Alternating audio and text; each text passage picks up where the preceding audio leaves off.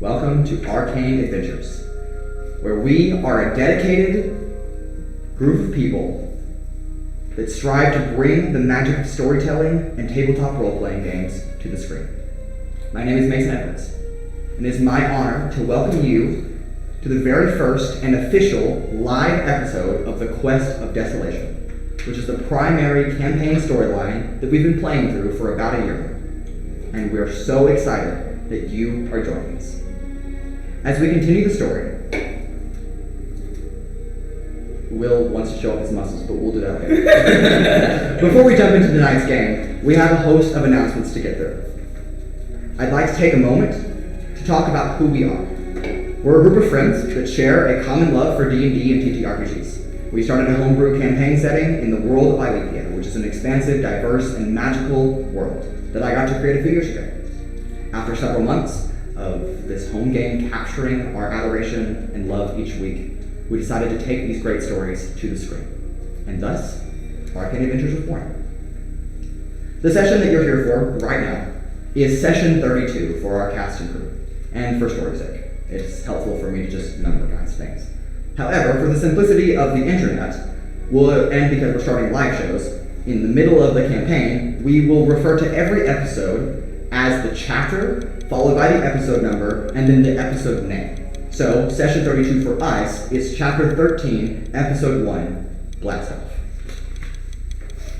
It is also my pleasure to introduce our lore keeper, Anna Flores, who is our official Arcane Adventures lore keeper, and she has lots of D&D experience and has appeared in several of our Tales and Flashback episodes already, so you've probably seen her on our show. But she's pulling up a seat to the table as an official lore documentarian for us. Obviously, our players will and should be, I'm reminding you all, to take notes, but Anna will be keeping a running tab of all the notes just in case they forget. Plus, she might play a couple of characters here and there, so we're just excited to have her part of the group. Now, there's a lot of story that's happened so far, and we unfortunately just don't have the time to replay all 31 prior episodes of chapters 1 through 12. But in just a moment, I will run through a quote-unquote quick list of recap information that hits all the major story points so far. I have a big chunk of it right here. Great. That's good. If you'd like to get a better recap of all the events of the Quest of Desolation so far and what's happening in Aelithia and Arcane Adventures at large, which we all highly recommend that you do, make sure to check out chapter 1 through chapter 12.5. Yes, I know that sounds weird. It was for extra detail from chapter 12. And you can find all of those things, the Foundational Flashback series, DM Deep Dive series, and player and character interviews, much more background on our cast, crew, and setting, and a plethora of world lore videos that help you immerse yourself into the world of Aelithia and Arcane Adventures. And all of this content is found with our regular episodes on our YouTube channel, which is at Arcane_Adventures. Now, without further ado, a brief history of the Quest of Desolation. I love you guys. In a small village town of Quickvale, a meteor that falls during the Rupilasu Festival of Founding draws the attention of several individuals. Kandros Raudrem Nighshade, Dr. Jones Jr., Urogar Beastslayer, who at the time was known as the Black Swordsman, Atlasia Sol, and a few others. The investigation of this crash site, however, sparks an adventure that none could have expected. The goddess Lycree, goddess of dreams and rest, appears from this meteor, sending our newly found group on a daring quest to recover a missing amulet and jump into severely divine affairs of celestial proportions. Pun intended. Along their journey, they encounter a group of skilled thieves and bandits that serve in the elusive criminal underground network in this portion of the world, known simply as the Unusuals. Oddly enough, that name rings heavily with each of our characters in their own regard. In such an encounter, Dr. Jones Jr. suffers a terrible fate of being frozen to death and then shattered, showcasing the true power of the Inner Shadows. Urogar Beastslayer suffers a terrible fate, just similar to that, but was revived by divine means that might need some explaining, but we'll get there later. When our group does eventually set out on the road again, they meet a new companion, Flint Yeastwood, a gunslinger mercenary. Together, the group rides to the capital city, seeking more information about their quest from the mysterious goddess. In a weird twist of fate, they attend a royal banquet and carry out a great service after the party was interrupted by anomalies, which are weird black hole devouring things, sourcing from unknown planes of darkness. This act of service is rewarded by the king with access to the archives that reveal some of the much-needed information about Lycree and her family members, a powerful but relatively unknown group of gods known as the Endless. With this new information in hand, they set out further east to recover the Amulet of Rest. This goose chase leads them all across the country of Bupilasu, and ultimately leads to the acquisition of the amulet and the joining of another companion, Kualai's Preston, and the Ladron Ranger with his giant badger companion named Francis, and we all love Francis. Their adventures take them now southward to the frozen waste of Chelos, where Nyx interacts with the secretive lady known simply as Dizzy, who he had been in communication with for quite some time at this point. She offers him and his group a map, oddly specific for what they were searching for, to a portal-like gateway that will take them to Lycree so that they can deliver the amulet to her. After returning the amulet, they head towards the coastal metropolis of Nexus City and meet the famous Dr. Urogar, who agrees to pilot the world's first airship to a long-lost floating island in the sky where one of Lycree's brothers resides, because Lycree's second half of their quest was to save her brother who is in danger. But she has 4 brothers, and she didn't specify which one was being threatened. They navigate the perils of a skyship and arrive at the long-lost island of Time, floating high above the surface of Aelithia, home to the god of time, Tempest Taurus, or better known as Magnus. While he is not the brother in danger, he does alert Atlasia that her father will be summoning her to her family home in Sunshine City in the Sealess Archipelago. Surely enough, as time tends to be, a summons from the high priest Atlasia Sol of the Church of Bahamut, which was recently destroyed in a fiery attack on the religious institution, calls Atlasia and the rest of her group home. The group returns to Nexus City with Dr. Urogar, commissions him to design a spaceship to take them to the Astral Sea, where Lycree's second brother resides. In the meantime, the group heads across the Pinot Bay to Sunshine City, faces off against more Undershadow's thugs, and suffer consequences for not abiding by their sinister request. The price of doing so is the lives of each of their beloved family members. Additionally, the blow is only worsened when Lycree informs them that the amulet they brought back to her was fake, and that the real one is in a much hotter place. So hot that it might be even located in hell, and that's where it was, all the way down in the Nine House. The group returns to Nexus City with a new companion, Trixi Quickvale. Raudrem experiences a calling from the god of the stars, Anaris, not to be confused with Anaris, to become a starlight. And upon their return, they clear several dungeons across Pinop and Fix, and uncover the first of several armaments of creation, legendary weapons forged by the gods during the tumultuous segment of Aelithia's history known as the Centrum Wars. It seems no coincidence that such legendary creations are all resurfacing after millennia of silence. They visit an oracle, pay off their debts to Dr. Urogar, collecting the final supplies to begin construction of their spaceship. They gather a final companion, Captain Ephraim of the Pinop Regional Guard, and set out to find a tree which they need for their spaceship, to be explained later, and then onwards in search for a gate to hell. Along the way, they discover that Yeastwood, Flint's sister, actually survived the tragedy of the string of murders carried out by the Undershadow's thugs. After they tend to her, they head towards Finru village, facing off against Esmene troops in a siege, Esmene being the country directly to the east of Bupilasu that has been in a long-standing war against both Bupilasu and the Windsouth Empire to the north. And this ultimately leads to a narrow victory on behalf of Bupilasu and the Glorious Bastards, which is what our unique group of individuals have chosen to call themselves, and also brought about another instance and collection of an armament of creation. From here, they locate the gate to hell and enter the fiery realm. The adventures through hell are absolutely sheer chaos and mystery at its finest, and those are both understatements. Fights against pit fiends, deals with archdevils, and a strange shared torture posing as a simulation in Dallas, Texas. Weird, we know. Their experiences ultimately pit them against Archlich Tzakik, who is the most formidable foe they've ever faced yet, and a major thorn in their side. Not only did he slay 2 members of the party, a shady secret deal may have been struck between him and a member of the Glorious Bastards, but we won't know who that person is. Upon the resurrection of 2 fallen members of the Glorious Bastards and the return to the material plane, the party joins forces with Princess Hyrelia and Princess Lyra of Bupilasu's royal house in Pronathia City, the capital, and prepare to rescue Dizzy, Nyx's special lady friend, from Baldridge Manor. They return with the amulet of rest to Lycree, the real one this time. but her expression at the delivery conveys disdain as she looks at the amulet, noting that something has been tampered with. But she accepts the gift, nonetheless, and promises fair payment in due time. From there, the party carries out and onward to Lumbertown and later to Baldur's Manor, where unexpected events transpire. They face off against the Undershadow's leaders, learn that Dizzy, or now better known as Aelithia Radov, is secretly working as an operative in the Undershadows. Nyx dies, and the Glorious Bastards, for lack of better words, gets their butts kicked. In the end, however, the Undershadow's heads flee, and Aelithia weeps over Nyx's corpse, the person she loved but was compelled against her will to murder. The entire group comes together, sharing a true family moment to narrowly resurrect the fallen Kandros Nyx. The next morning, reeling with the newfound information, Nyx proposes and marries Aelithia Radov, and the party then heads out to collect a few more moments of creation. Trixi learns of new information surrounding the Undershadow's leaders, notably the names of the 4 heads that lead the organization, which are, in order, Mr. C as number 1, listed Gold Delt as number 2, Fink's Counselor Chikov Grimfang as number 3, and Cedric Baldridge as number 4.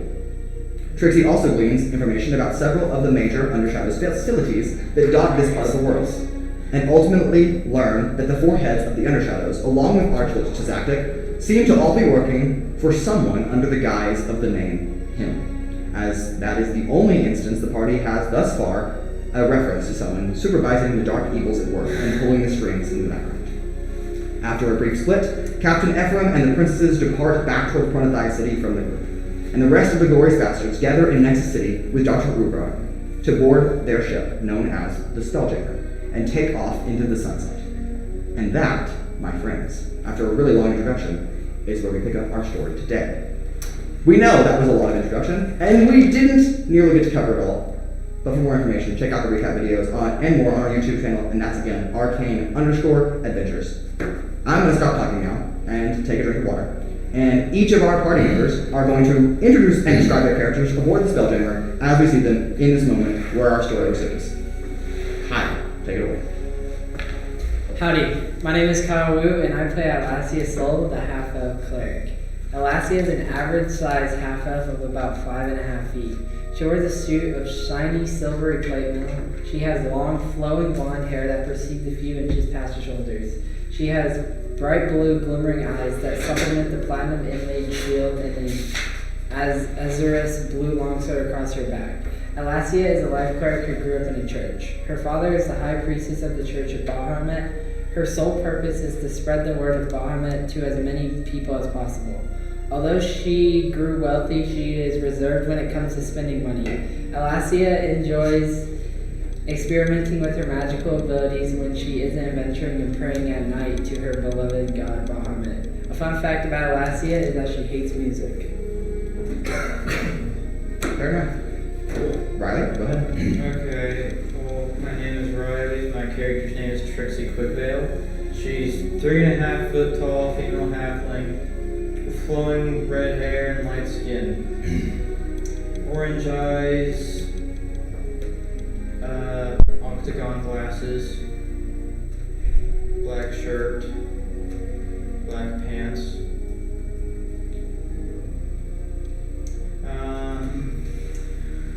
She has an orange spellbook with an engraving of a phoenix on the front. She's an Order of the Scribes wizard. She works as a spy and informant for the secretive organization known as the Order of the Ten Sigils. She spent most of her life studying magic, and at this point has been with the Order of Ten Sigils for quite a few years.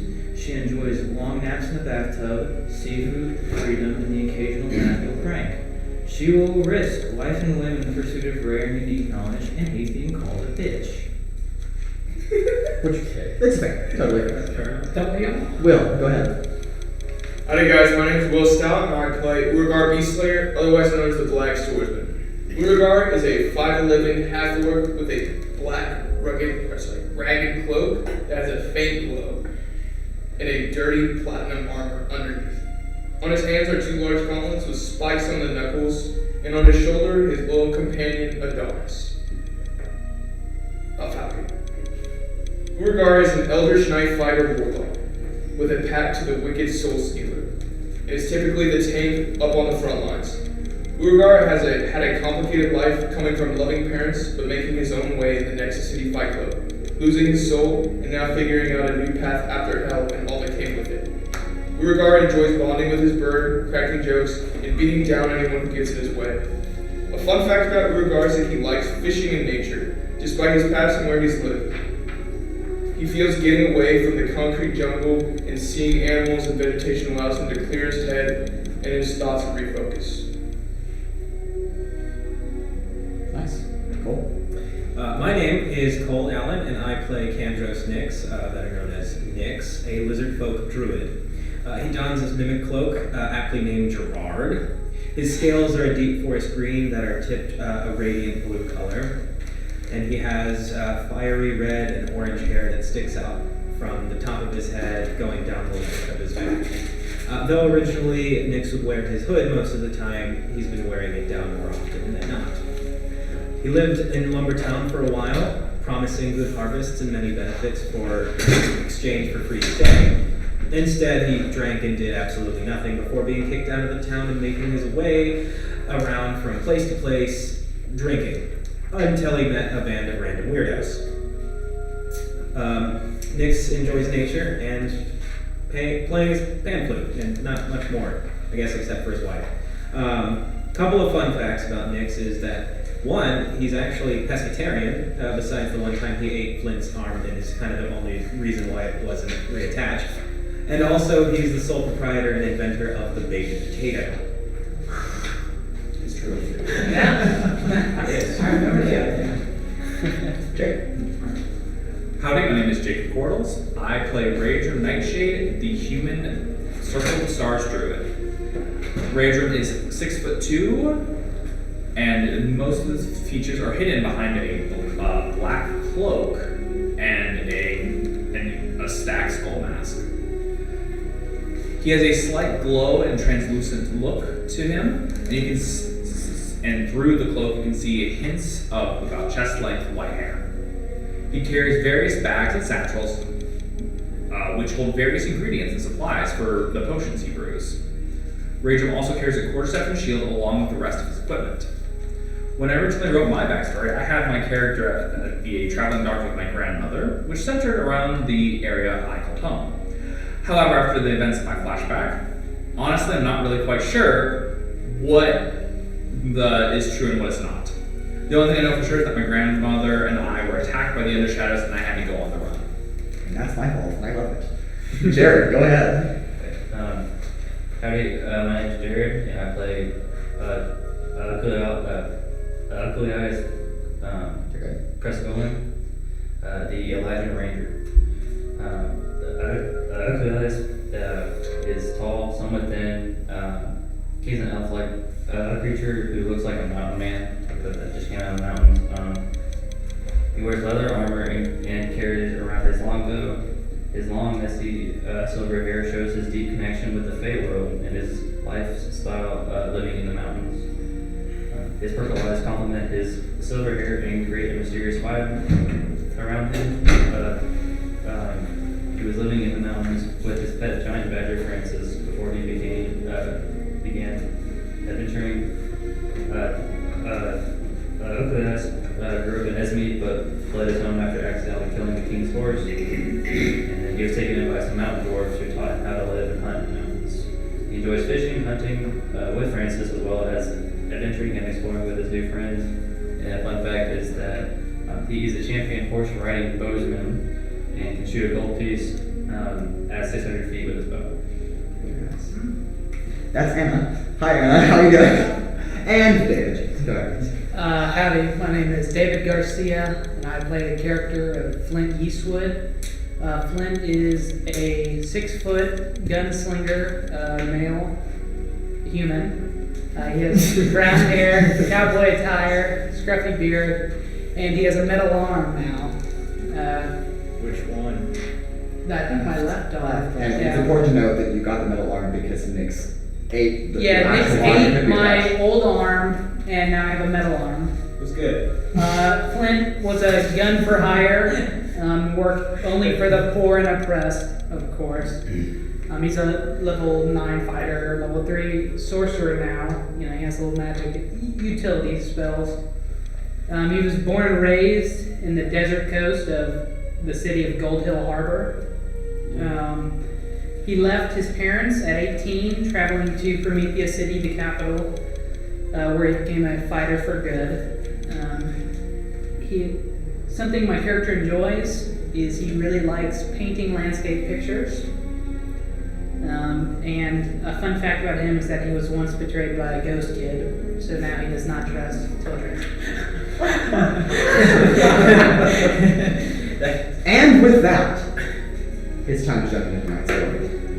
Welcome to Arcane Adventures. We're here. We're going. Alright. The Glorious Bastards. Aboard the Spelljammer. Flying through the wonderful dusk sunset. Far above the clouds of Aelithia. You're not quite in space yet, and that is okay. But I do suppose, since we're aboard the ship, I should show you a map of the ship. Yeah. That'd be nice. Yeah. So why don't you guys take them out of the bag? Oh, Lord. No way.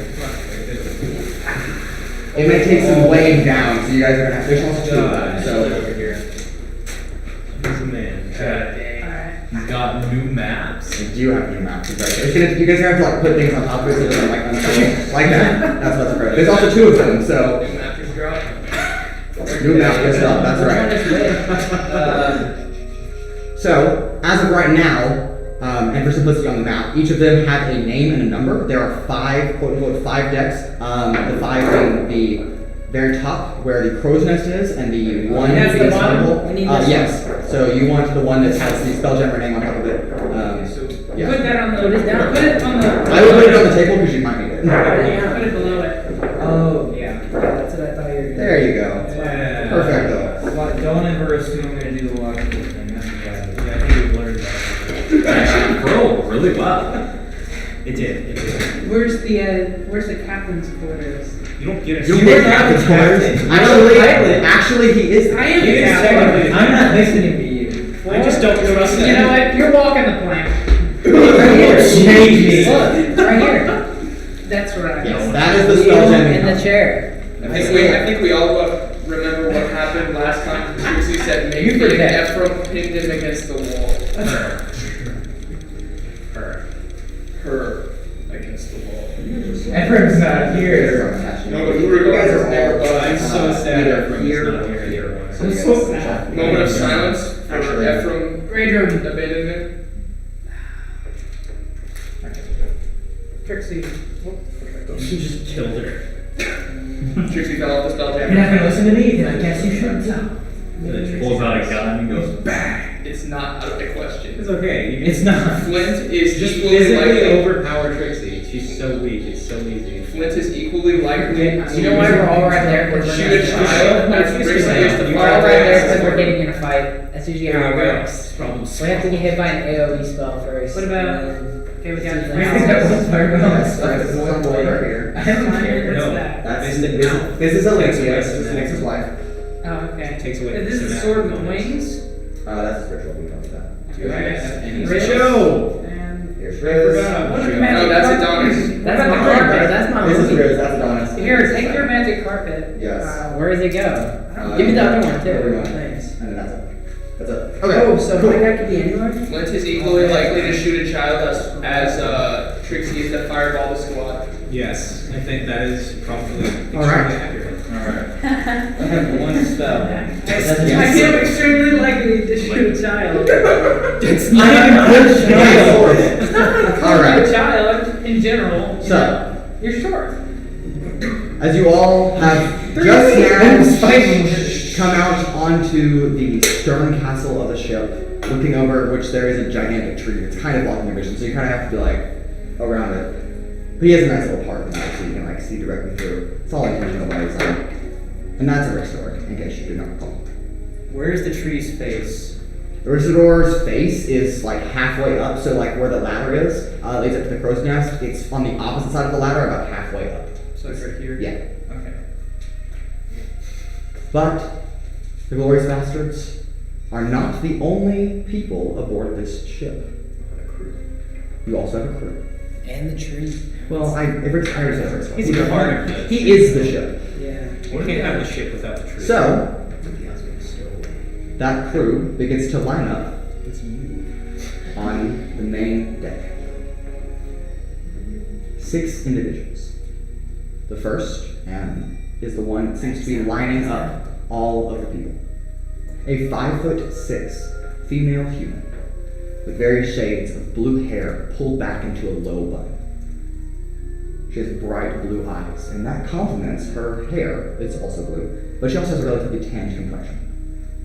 She dresses in a very simple white undershirt and a navy blue and teal suit coat. And that clearly defines her status as a naval officer for any of you that are familiar with military ranking. She lines up the other 5 individuals that are about 10 feet behind her, and then she turns to face all of you, specifically looking at Flint, mainly because you are the captain, as you can infer. Her face is very serious, but you can tell just by a first glance impression that she's very honored to be here. And there is absolutely no question or doubt to her loyalties to her country or her crew. And she steps forward from that line and speaks. Hello, Vessel Captain Flint Yeastwood. I am First Mate Leary Von Reich of the Bupilisu 2nd Naval Fleet, operating out of Nexus City. I was hand-selected as First Mate of this voyage and for this crew due to my achievements at sea and in the Academy. I was requested at the behest of Dr. Urogar and my acquaintance, Yeastwood, your sister. It is my pleasure to serve alongside you and your companions as we explore the next frontier beyond the scope of our planetary home. It is also my pleasure and my honor to introduce you and your companions to the rest of the crew on board. And now she kind of steps aside a little bit and turns kind of halfway, looking back to the other 5 individuals and then looking back to all of you, which are standing about 10 feet up on the next stern castle above her. And she points to a green-skinned, 6'2" orcish individual, pale white and a green beard mustache combo. His eyes a shade of a deep orange, and an expression that conveys a well-contained excitement, but he's trying to hide and doing his best under a serious face. He has a white head covering, and also white and beige robes that drape down on his side. And you can see red undertones under his shirt. And then in his hand, one of them being on his side, the other holds what looks to be kind of like a compass, but it looks a little bit more modified than just a compass. First, I'd like to introduce navigator and cartographer, Grumgo Hyde. He is known for his cartography work as an official pin-up navigator, but it comes highly recommended by Councillor Rose Zenoris. She steps to the next individual. Next is Keeper Zuzar Longfellow, and now a 5'7" older human gentleman with white combed hair, very poofy, and a hefty white beard that's kind of tangled in knots, but tried to be straightened out right before this. Very simple white robes, long coat over him as well, and he has a red long coat and then a red belt and his around his waist, and just simple black shoes you would find on some kind of apprentice or worker. He holds a mop in one hand and a broom in the other, so both of his hands are kind of stationed at his side. And he has a very gentle smile of humble expression and gratitude. Zuzar Longfellow will serve as the vessel's keeper, that being that it remains and is ensured to stay well cleaned and in proper service. His service as both a retired guardsman and head managerial staff for the Sapphire Grand Hotel in Nexus City points him as an obvious choice for this position. He is well versed and knowledgeable in various forms of combat tactics, weaponry, and has a highly diversified skill set. And he does an excellent job at keeping the vessel clean. She steps to the next individual. Actually, the next 2 individuals, twins. These are the twin brothers, Goran and Alian Damon. The twin, 6-foot-tall 3 elves have light blonde hair, pointed ears, and facial features that indicate they are of elven descent. They each wear simple white clothes with just hints and accents of green, indicating that they're probably elves. They have a serious look as they report for duty, but also that well-contained excitement, as they've probably never been on a vessel like this before. Goran will serve as the chef of the vessel, and his work under the direction of renowned chef Martha Quickvale gave him a high recommendation for this position. And his brother, Alan, has studied at the Academy of Science and Technology in Nexus City under Dr. Urog, and he helped design the layout and plans for this vessel, along with other great engineers, and he will serve as our ships and companies in the Navy. And lastly is Yumina Yeastwood, whom I believe you are already quite acquainted with as your sister. And she will serve as our quartermaster and inventory specialist for this vessel. Her studies in accounting, strategy, and operational planning make her a great addition to our crew. One more thing, vessel captain. Before the crew shall dismiss and carry on with their regular disembarkation duties, I was instructed to hand you both of these letters. One from Dr. Urogar explaining his best wishes and academic expectations for your voyage, and one from Captain Ethel of the Pinnock Regional Guard, expressing his best wishes for your trip as well. Here you go. If there's nothing else you all need from me at this moment, I will dismiss the crew and meet you all in the stern castle and navigational chambers for debrief and missional planning in 10 minutes. Thank you. And she salutes with two fingers, a common salute of the Bupilasu military and naval fleet. She salutes, and then they all kind of just disperse off the screen. In case you're wondering what they look like, this is them.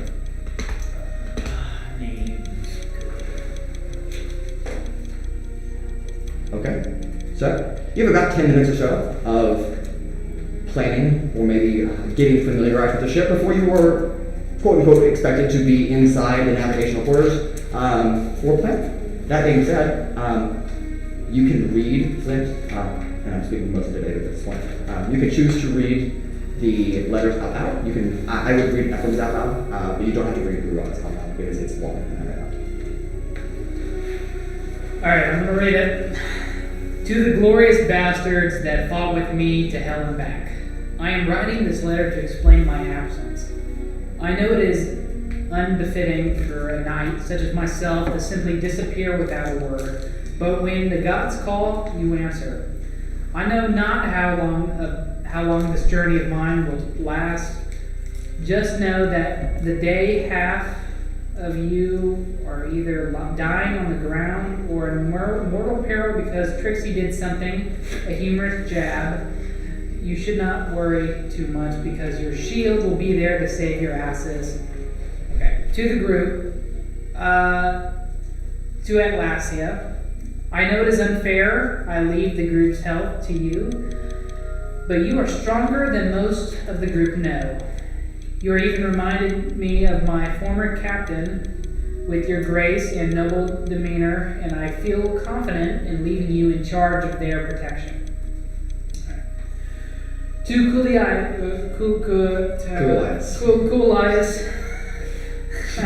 You guys have been together for 32 sessions and that. Yeah. It's okay. I agree. I know I wanted a man. I know I wanted a man when I see one, but whether it was the God staying my hand or the look in your eyes that spoke of an understood man, I don't know what it truly was, but I know your character and bravery in the face of danger, so don't be afraid to let loose every once in a while to protect everyone in your new family. To Trixi, I know that we've had our differences, but in the years in hell showed me that even if you make a bad decision, I know you're doing it for the right reason. Your power is no longer caged, and you aren't held down by anything anymore. So prove to everyone that you are not a loose cannon, but instead that the fireball burns to protect your friends.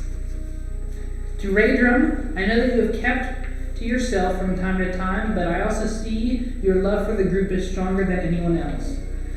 Don't fear the unknown, embrace it. I don't know why, but for some reason that was my impression of you, and it seems fitting. Embrace the unknown that you will encounter out in the stars, my friend. Alright, to Nyx. I know that you care very little for most people, but I am very fortunate to have the honor of being able to say we are friends. You shouldn't close your heart off immediately to everyone. Try and open up. I've received the greatest title from you, and it literally took years of fighting in hell to obtain it. Nick's friend. To Urogar, I know that we are brothers in arms, but never one so reliable have I met. Fighting on the front lines with someone shows their character, and I know yours better than anyone else. Your new abilities are making you stronger, but it seems it came at a cost. If the debt collector comes calling, brother, know I'll be right there by your side to fend off such evil. To Flint, I know that on this journey, I won't be there to save the new family that I never knew of to begin with. I wish to learn more about our past, but it'll have to wait for another time. Your abilities are enough, but do not rely on the group, but do rely on the group for help, and don't do anything too crazy while I'm gone, my brother. Oh, by the way, we're brothers. Yes, they are brothers. Flint Yeastwood and now Captain Ephraim Yeastwood. Yeah, I don't think we touched on that, but we're brothers. I know this is not goodbye, glorious bastards. It's simply until we meet again. Your shield, Ephraim. Let's give it up for Christian for writing that letter. Thank you, brother. Love it. Yeah, no, the party cake. Alright. I don't even read this. This one's pretty long. Give it to someone who will read it. It doesn't need to be read out loud, but... Oh, I'm going to read it. Yeah, you don't need to read it out loud. It's it's written for you. Y'all talk amongst yourselves Yeah. while I read this. Alright, before I hand it over to all of you, sorry, one last thing. Raudrem, as you, again, are all of you, standing out, kind of feeling that gentle breeze as the air gets a little cooler as you climb into the atmosphere. That nice, cool breeze drifts by, Aneris, the star setting far on the horizon. You, and you alone in particular, can now see something that you haven't previously seen, but have known that it was always there. Thin energy lines wrap, dotting the planet, connecting one major location to another. You've used this before in the Aelithia Lightweight Connection spell, traveling quickly and teleporting from one location to another. But now you can actually see these faint bands of energy that wrap around the planet. But what catches your eye is something that you didn't notice there. One of these energy beams, these arcane, faint glowing lines, rises off of the surface of Aelithia into the atmosphere, into the cold depths of space.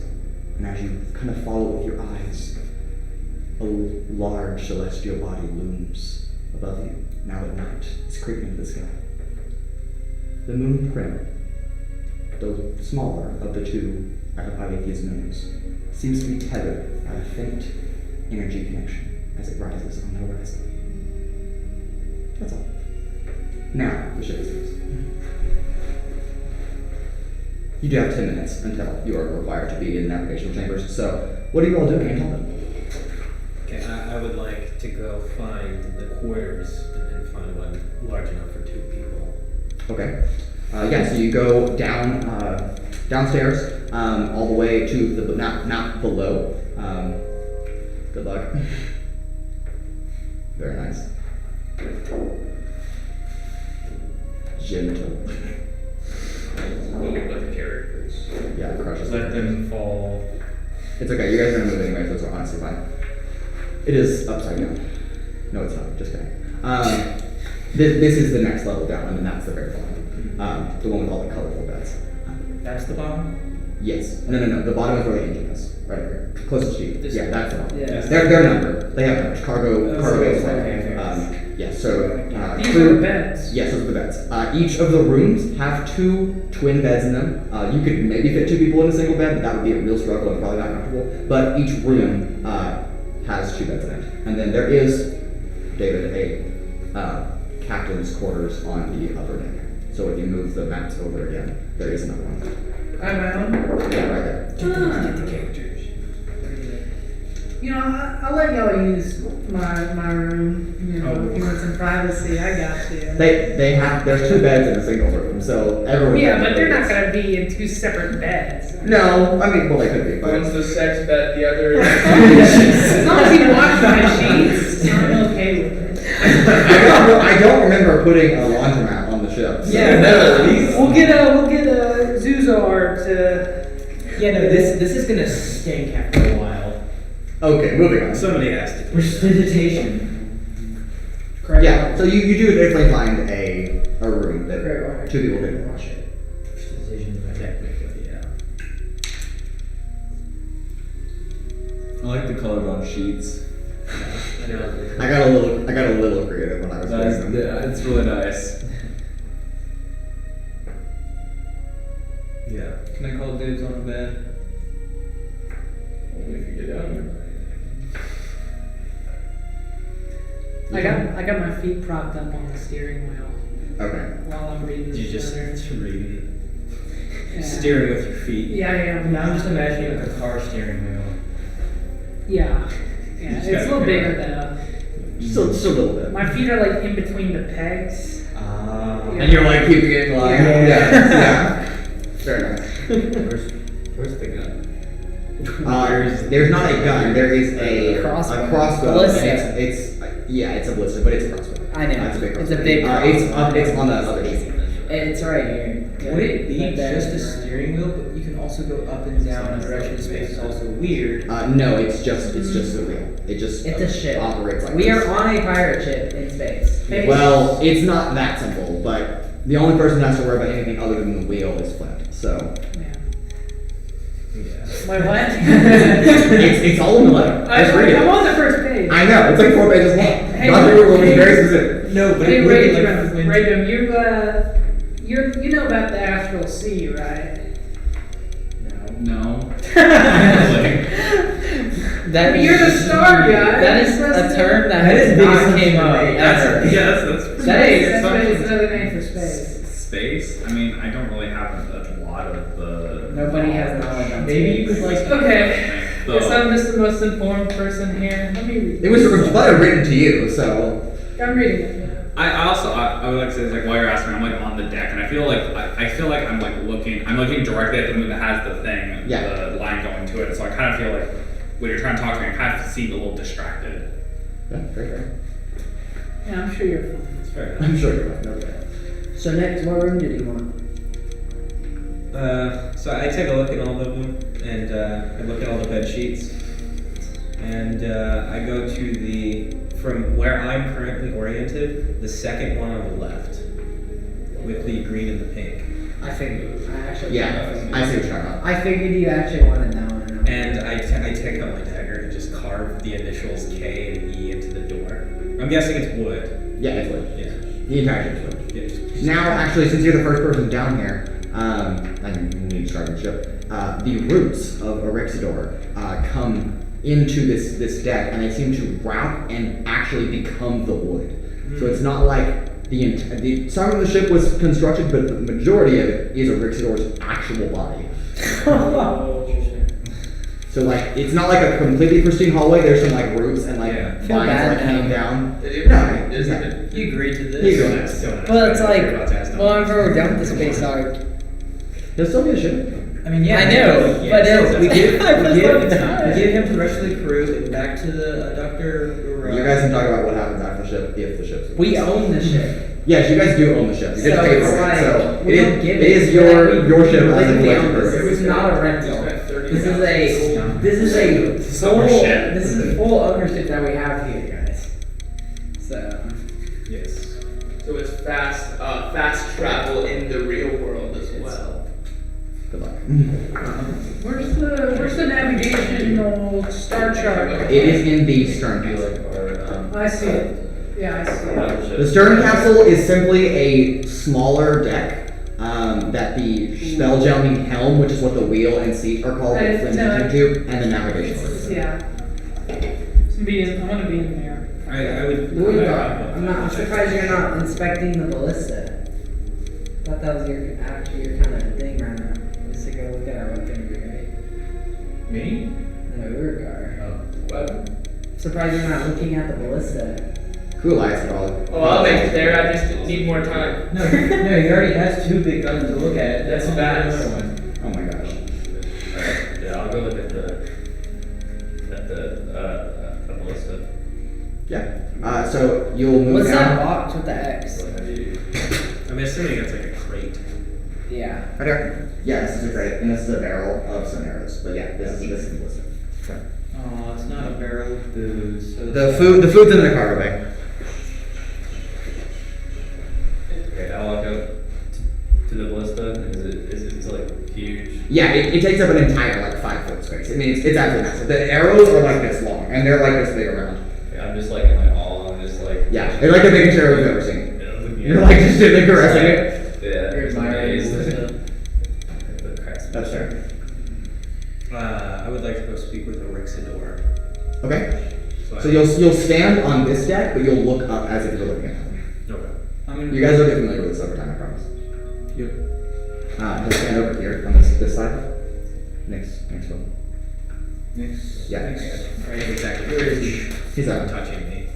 Where? And he'll stand like right in front of that on the other side. octagon.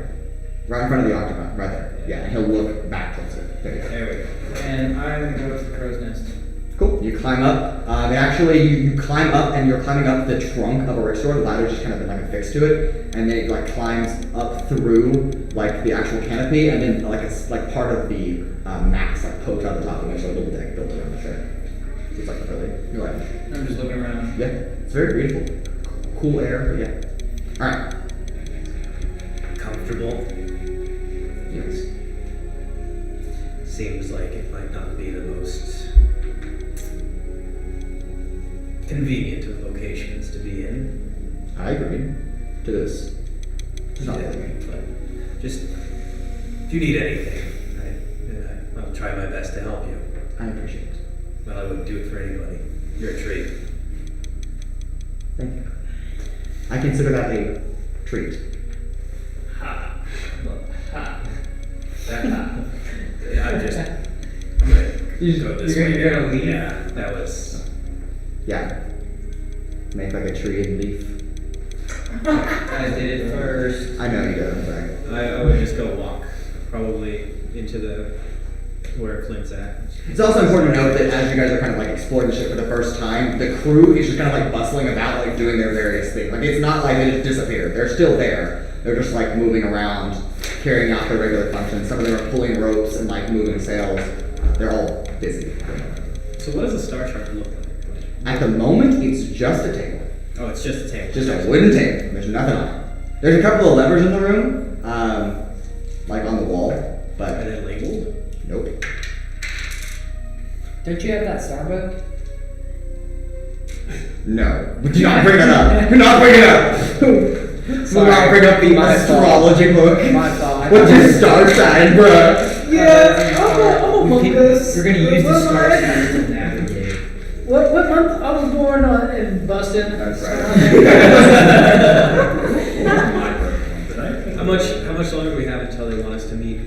Now about 5 minutes. Where do we meet him? You're meeting him in the Stern Castle. So where Flint and Nix are currently, in that room. So you just sitting in here by yourself? I was just reading this letter and I saw something about this navigational table here, and I go over and I flip a lever. Randomly. Okay. Which one? The one in the middle on the looks like the left side facing the front of the ship, the bow.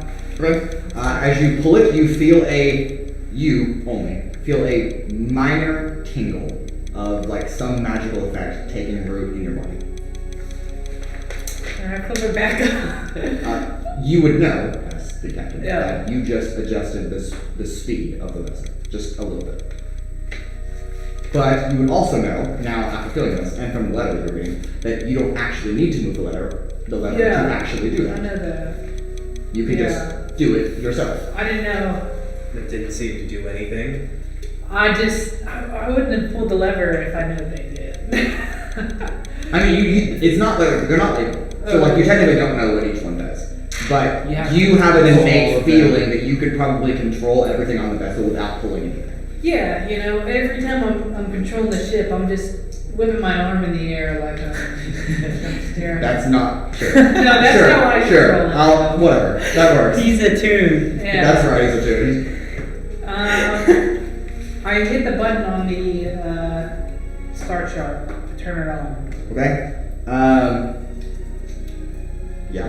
You push the button, and The wooden table, not the entire thing, but like a little like in carving, a large section of the table drops down about a half inch, and then they part and slide open, and a number of prongs, like metal prongs, kind of like shoot up, and it looks to be like a three-dimensional model of the solar system.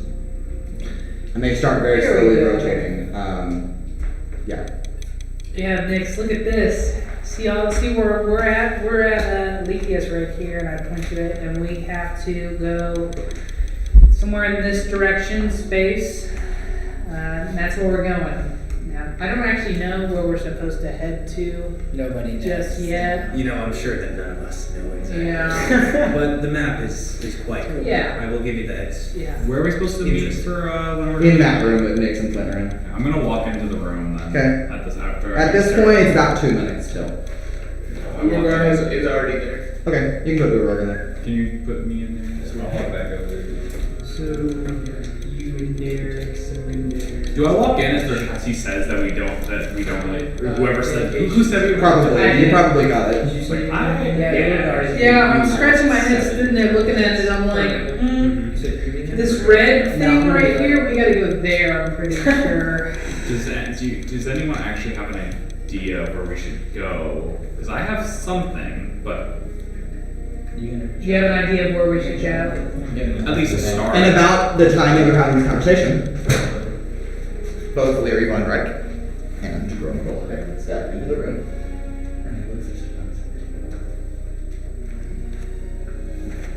You can't forget Pocahontas. Trixi, are you going into the room or are you just not going? I got lost in thought. Okay, that's fine with me. I'm showing up late. So I'm showing up late. So You're what? showing up late. Oh, Just gonna walk wait. in late. Okay, gotcha. Just gonna be on dinner. Okay. Well, it does not appear that the entire crew of your companions are here, but that is fine. Captain and...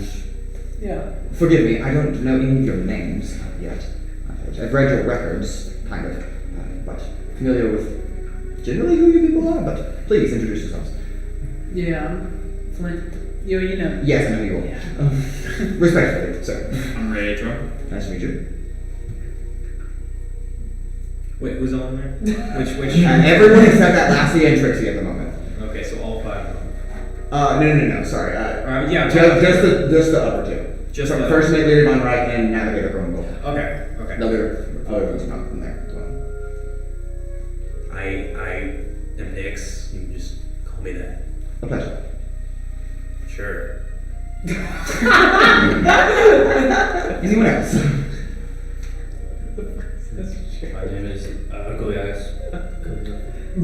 Cool. It's okay. It's not my name. No, it's okay. Cool. A pleasure. I'm Urogar.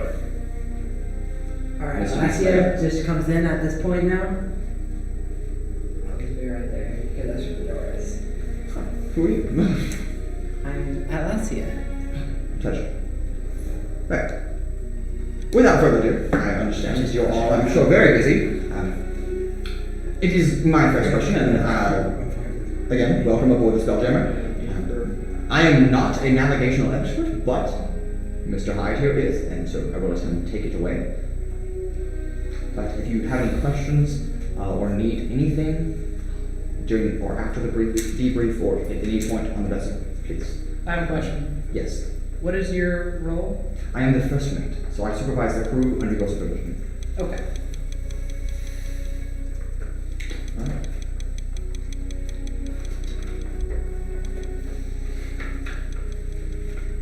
Someone take Trixi's character thing off the board, please.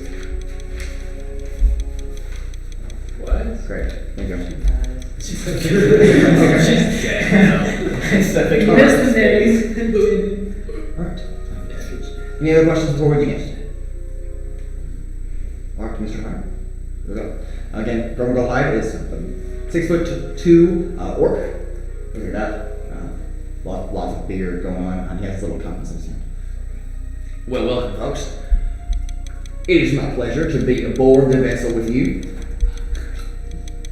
I do have to ask, where exactly are we headed? Do you know? Anybody? Is there a plan here? Is there? Does anyone know anything? 'Cause I don't know where we need to go in the end. I do have a place that we could visit before that would probably not be too much of a detour, and also would probably be a first for all. By all means, Is it on please. that Atlasia? No, it's not. Aelithia. We're not going back. We're going forward. That would be weird if we just left before doing. No, you said you had somewhere to go. So,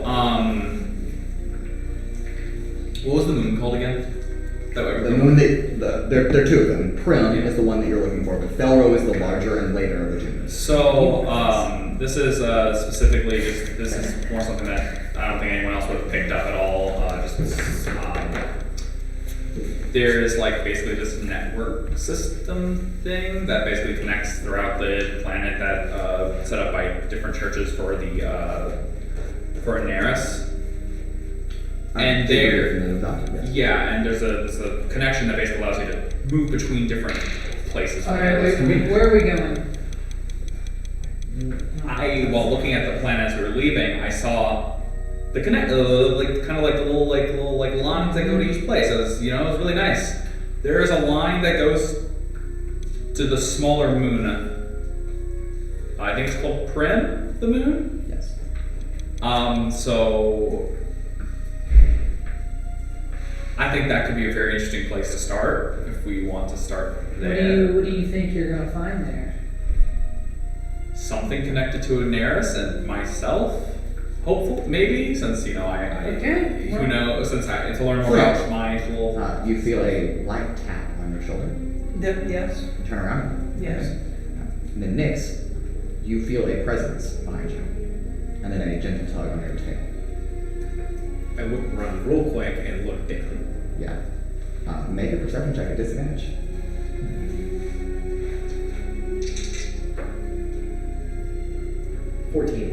14. You do not see anything. You feel something, but you don't see anything. What the fuck was that? Do we all feel it? No, just no. Can I try to do an investigation check? Yes. 21. You begin searching around the area.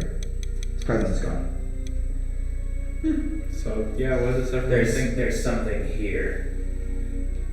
Oh yeah, I felt something. Someone tapped me on the shoulder. Is that one of y'all?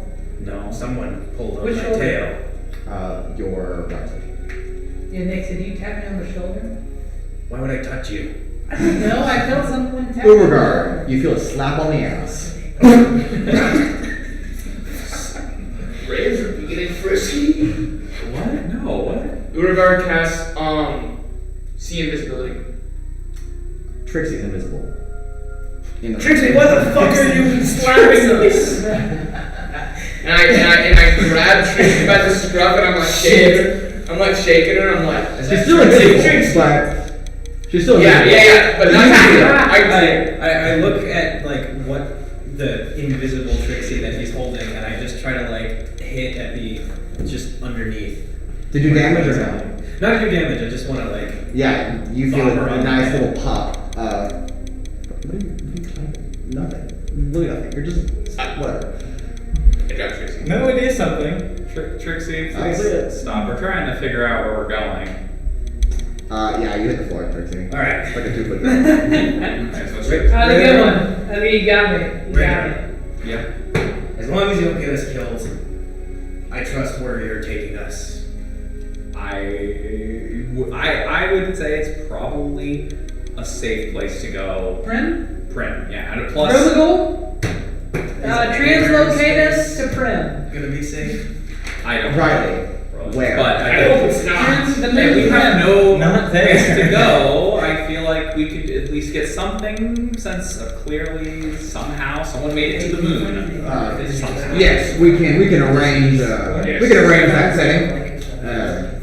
Well, Yeah, he can arrange that yeah, setting. Gromagol. I have no Which one idea. of these is Prim on the star chart? No. I don't Yes. know which brother. Please, I don't one know. second. He walks up to the table, and there is like a couple of buttons that you noticed earlier, which is how you activated it. But he does press one of them, and the existing model of the solar system that you had, it kind of like a brief bit of magic kind of like swirls around it, and then begin moving, and then little names begin to hover underneath certain bodies, and this is what you see, all of you in the ring.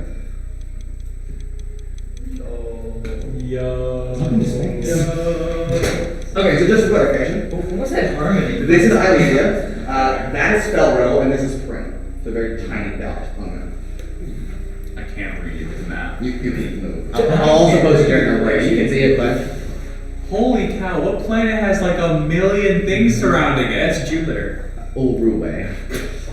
That Is that going to be in references? I will put it in references. Ooh, like yes. Jupiter. Yes, it will appear there. Alright, So, course for Prim. Yep, turn us towards. Okay, and all of you feel a minor adjustment as the ship. Hold corrects on, its y'all, course. hold on. And you see Flint like acting like he's grabbing it, but he's not grabbing it, but you know the ship is moving anyway. That's weird, but What are they doing? Yeah, I pushed forward. I actually got Yeah, and then speed up. you feel a as it just kind of like rockets forward. Yeah, How's that work? How would that we start heading towards. Yeah. Trees and plus. Alright, I'm gonna go into my captain's quarters and clean my guns. I am going to go up into the crow's nest. Because I have the best pair of eyes. Okay. Okay. Disperse yourselves as you will across the map. Is there any like facilities on the ship I should be aware of before everyone starts? Is already well, everyone's already leaving. As I'm exiting the room, I want to say, I already called my room. There. Cool. If you like to talk, Raudrem, I can show you around. I'll go with. Is this the bow? No, that's just a. I'll talk about it. If you like a tour of the vessel, please follow me. I'd love to show you around. Welcome home. Or home away. Excuse me. Alright. Thank you. I'm gonna move everyone off the map just for some reason. You'll die. Good. Okay. I'm already dead. So I'm just okay, so stern castle, navigational room. This is the Spelljammer helm, and the seat. This seat is levitating about 3 inches off the ground, where Flint is attuned to. This is the ladder that leads up to the crow's nest. The crow's nest is this space. It's about 40 or 50 feet above the actual deck, and then this is just the canopy of a tree. You can actually walk on that. This is not part of the ship. This is just the name of it. Second, lower deck, main deck, captain's quarters. Ladder that continues to climb up there. So you have to access the crow's nest from here. These are stairs that lead down further into the ship, and these stairs lead up to this. And then this door obviously goes in here. Boxes and a couple of crates up here, and then the ballista. And then underneath is all of your crew quarters are here. This is like a dining hall area with like a stove, quote unquote stove. It has like a fire burning stove, and then you've got some like food in here, and then a dining table. There's no chairs because they don't have room for that. And then this leads down lower into the ship. This is the main door you entered through. It is sealed shut because you're in flight, and there is a little like sign next to it that says "Please do not open while ship is in operation." And then this is the cargo deck. This is mostly storage rooms. These are all just like, this is like food, water, like all the gear you're gonna need. And then this is the engine room. The engine room it might be cold, you're not really sure, but it's powered and no one is currently down there, so. But yeah, that's all the facilities you need. Bottom floor, next floor up. Yeah, so it's numbered. So there's 1, 2, and then 3, 4, 5. yeah, 3, 4, 5. So this is the crow's nest. It's way up. So that's the Yeah. highest Yeah. So this part so there's sits on technically top. only 3. Yeah, there's only 3 main decks. So this is under this? No, this is on top of this. This is under this. This is the main deck. Think And then- like regular like pirates. Think of like So this is our ship, and then this is the crow's nest. Yes, you climb this to go up. We've making the 3 Okay. model of the ship. Cool. Yeah, good luck. Damn. Damn, with we the 3. You could 3D print. But he would not. You could, do it. definitely. It would be No. interesting. Fair enough. Okay. I mean, yeah, this would be huge. It makes sense now. I had to pull up a picture Yeah. to like. There is also a picture posted I on had to like pull up the picture reference to like document. So visually look at this. yeah. You check this quick. Guys, here's the picture. If anyone can see it. If you need to like visually look at it. get the basis off of Treasure Planet at all, did you? No, this is a totally original thing. Treasure Planet. That's what it like reminds me. The planet is made of I know treasure. what you mean now, actually, yeah. Candy. I'm gonna go take a look at the Arc Engine. Okay, you go all the way down to the very bottom floor, which is the cargo deck. A number of I'm just going with him. okay, a number of just this is First Mate Leary giving the official tour. But as you make your way down there, it's very hot in here. You can tell it's just a burning engine, but some magical presence seems to be powering the ship. I mean, there's like coal to load into the engine if necessary. And like there are like arcanitech cores that are like fused into certain parts of the engine, but the actual engine itself is just revving out just natural magical movement. Are we still in the atmosphere? Yes, but it is atmosphere setting. So Okay. We got about 50 days worth of fuel on this ship. Okay, before we have to go refuel. So I am not hearing keep this. track of this. Yeah. anyone that's down in the cargo bay, so that would be Urogar, obviously Flint, First Mate Leary, Atlasia, Kulias, and Raudrem. The cargo bay, which is the Yeah, bottom the one? very bottom deck. Yes, in the That you engine. know of. You And didn't will say- your you didn't say, so is the crew gonna inform us when it's he'll know when it's Yeah. up. Yeah. Urogar would walk down and find or I guess walk where he is in the cargo bay, and find Confusion. yeah, seriously. Math are hard. You'll You'll use it. I would be nestling somewhere in one of these Nestling? planes. Or like laying next to it, like sitting down next to it. I'm just gonna be like, Okay. it looks as though he's just fiddling with his gauntlets, but he's actually bonding to them Okay. for 1 hour. Yeah. Um, Cool. I would like to also inform everyone, do not touch the arc reactor, please. Which one's the arc reactor? It is the engine room. This, right? Yes. What And happened? as you say that, There's like a panel on this or something? Trixie. yeah, that's like the front of it. It's extremely hot. Don't touch this, y'all, unless you want to burn? kill us all. So don't do that. Cool. Adonis is in the crow's nest. Yeah. Trixie. With me. I'm not here. Alright, I'll inform you later. You'll seek me out specifically. Yeah, I will. Can you hear my voice? Yes, you haven't technically attuned to it yet, so yes. Okay, so can I do that now? Yeah, so how are you going to attune to the bow? Like, describe that to me. Okay, I'm gonna take the bow. I'm gonna like do like I'm gonna like take out like a rag and like polish it, make it all look nice and beautiful. And then I'm gonna string the bow and wax the string with a piece of leather, and just try to take as best care of it as I can. Yeah, so over the next hour, just like Urogar is doing with his gauntlets, you spend time familiarizing yourself and becoming attuned to it. Oh yeah, I have to do that with my shield too. Yes, sure. I have to do that with my shield. Yeah. So So how do you attune to your ship? I will take it out, inspect it. I'm pretty sure there's words engraved on it too, so I would just be, looking at it and stuff. Yeah. Yeah, it does have that, It has that the engraving kind on the of- bottom. yeah. Yeah. Yeah. So That's facts. I would also like to invite Aelithia up to the crow's nest. She has it. I want to speak with her. Okay. Yeah, she'll follow you up there. Yeah. Just kind of chilling with Adonis. Yeah. What are your impressions on those two twins? Well, that helps for sure. I don't know. I like them. Something about them rubs me the wrong way. That's a little judgmental, but fair. They just Have you spoken to them yet? no, but I've been talking with Ali and Goran as I've been passing them. Seem relatively nice. don't And I'm not a super trusting individual, so nor am I. I know. But something in their eyes. I don't know. I just suggest a mild conversation and then make your judgments afterwards. We'll see.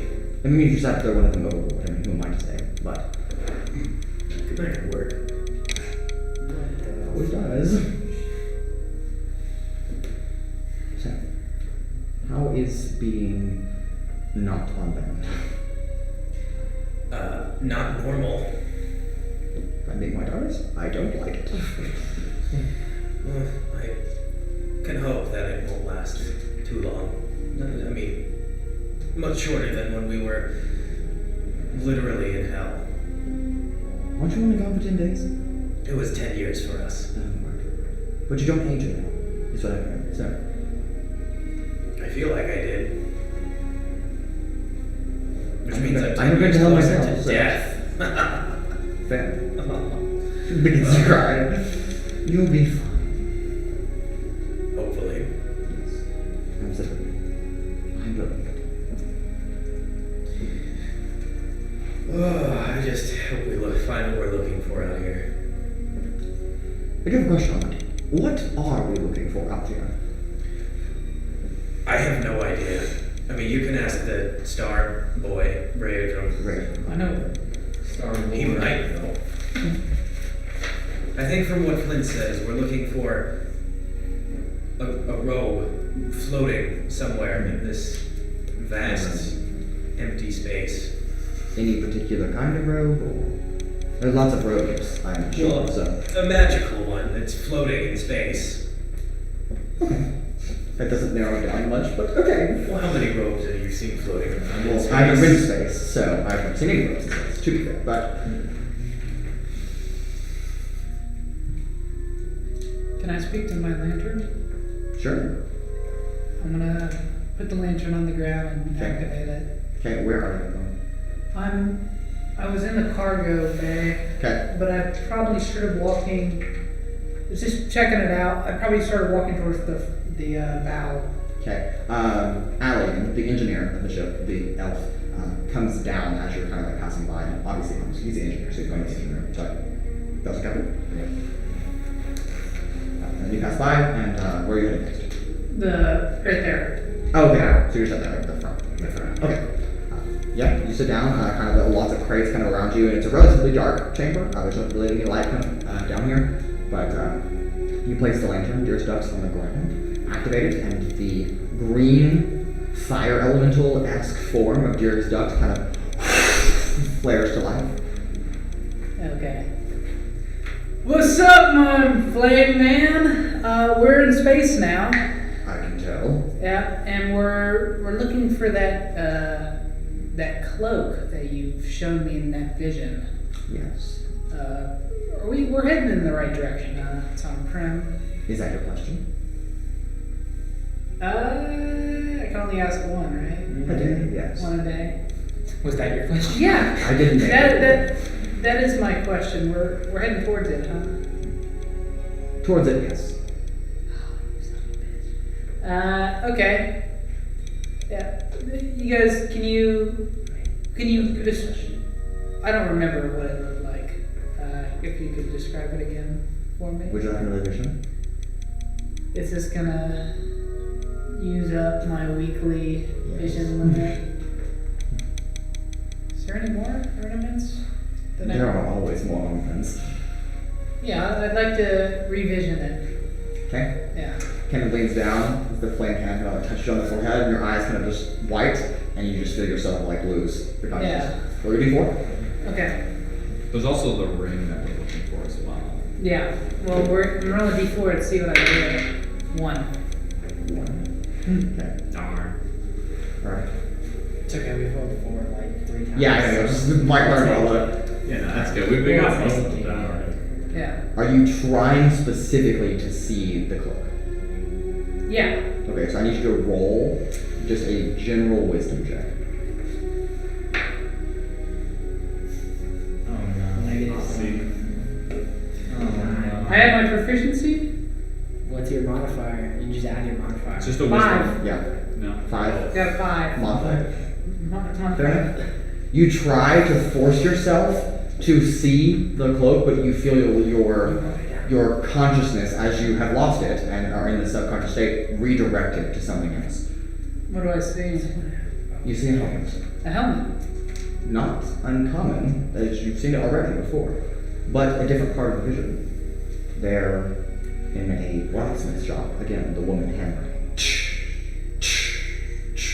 as the helmet just eerily sits hanging on the back wall. But then your vision zooms out through the front door. It says Village Blacksmith over the front, and just a gentle wooden paneling. And then your vision shifts and glances, and there's a little signpost, a wooden signpost, maybe rising 2 or 3 feet out of the ground, but a large wooden panel on top of it, written with a detailed calligraphy in black paint that says, "Welcome to Scarwood Village." Scarwood Village. And your vision, and you wake up laying on the floor. Okay. Thank you, fireman. My pleasure. And I'm gonna run up and I'm going to. And he just kind of disappears. I'm gonna run up and try to find somebody who will remember that. So, who do I run into first? As you pass up, where are all of you guys currently? Crow's Nest. I'm in the bedroom areas. I'm looking in the bedroom. Are you in the bedroom specifically, or are you just in the hallway? In the hallway. Okay, you pass that right first. Adrian, I talked to the fire dude at the lamp, and I had another vision of a helmet, and it's in Scarwood City. Scarwood Village. It's another ornament of creation. Oh. It's in the local blacksmith shop there. It's hanging on the wall. Really easy for us to go grab that when we leave space. So I just wanted Unless it's wanted to tell you. Roll a history check. unless it's With disadvantage. Disadvantage, that makes sense. unless it's on the planet, and that's not Aelithia. Do they have Proceed. We can guess. History check with disadvantage 8.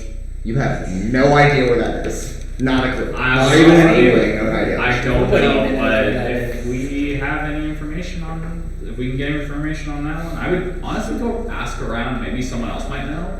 Yeah, I think I'm going to ask the first lieutenant. First mate. First mate. Okay. She's finished up her tour at this point and it's just kind of gone You back might to want to actually ask the navigator guy. What was his name? Sir Hyde. Yes. Yeah. No. Romagle Hyde or Mr. Hyde or Mr. whatever. I'll ask him too. Yeah, assume He he's in the probably might navigation know. room. He is in the navigation room, yes. I'll probably actually head there first. Okay, you head there. And I'll ask him if he knows about Scarwood Village.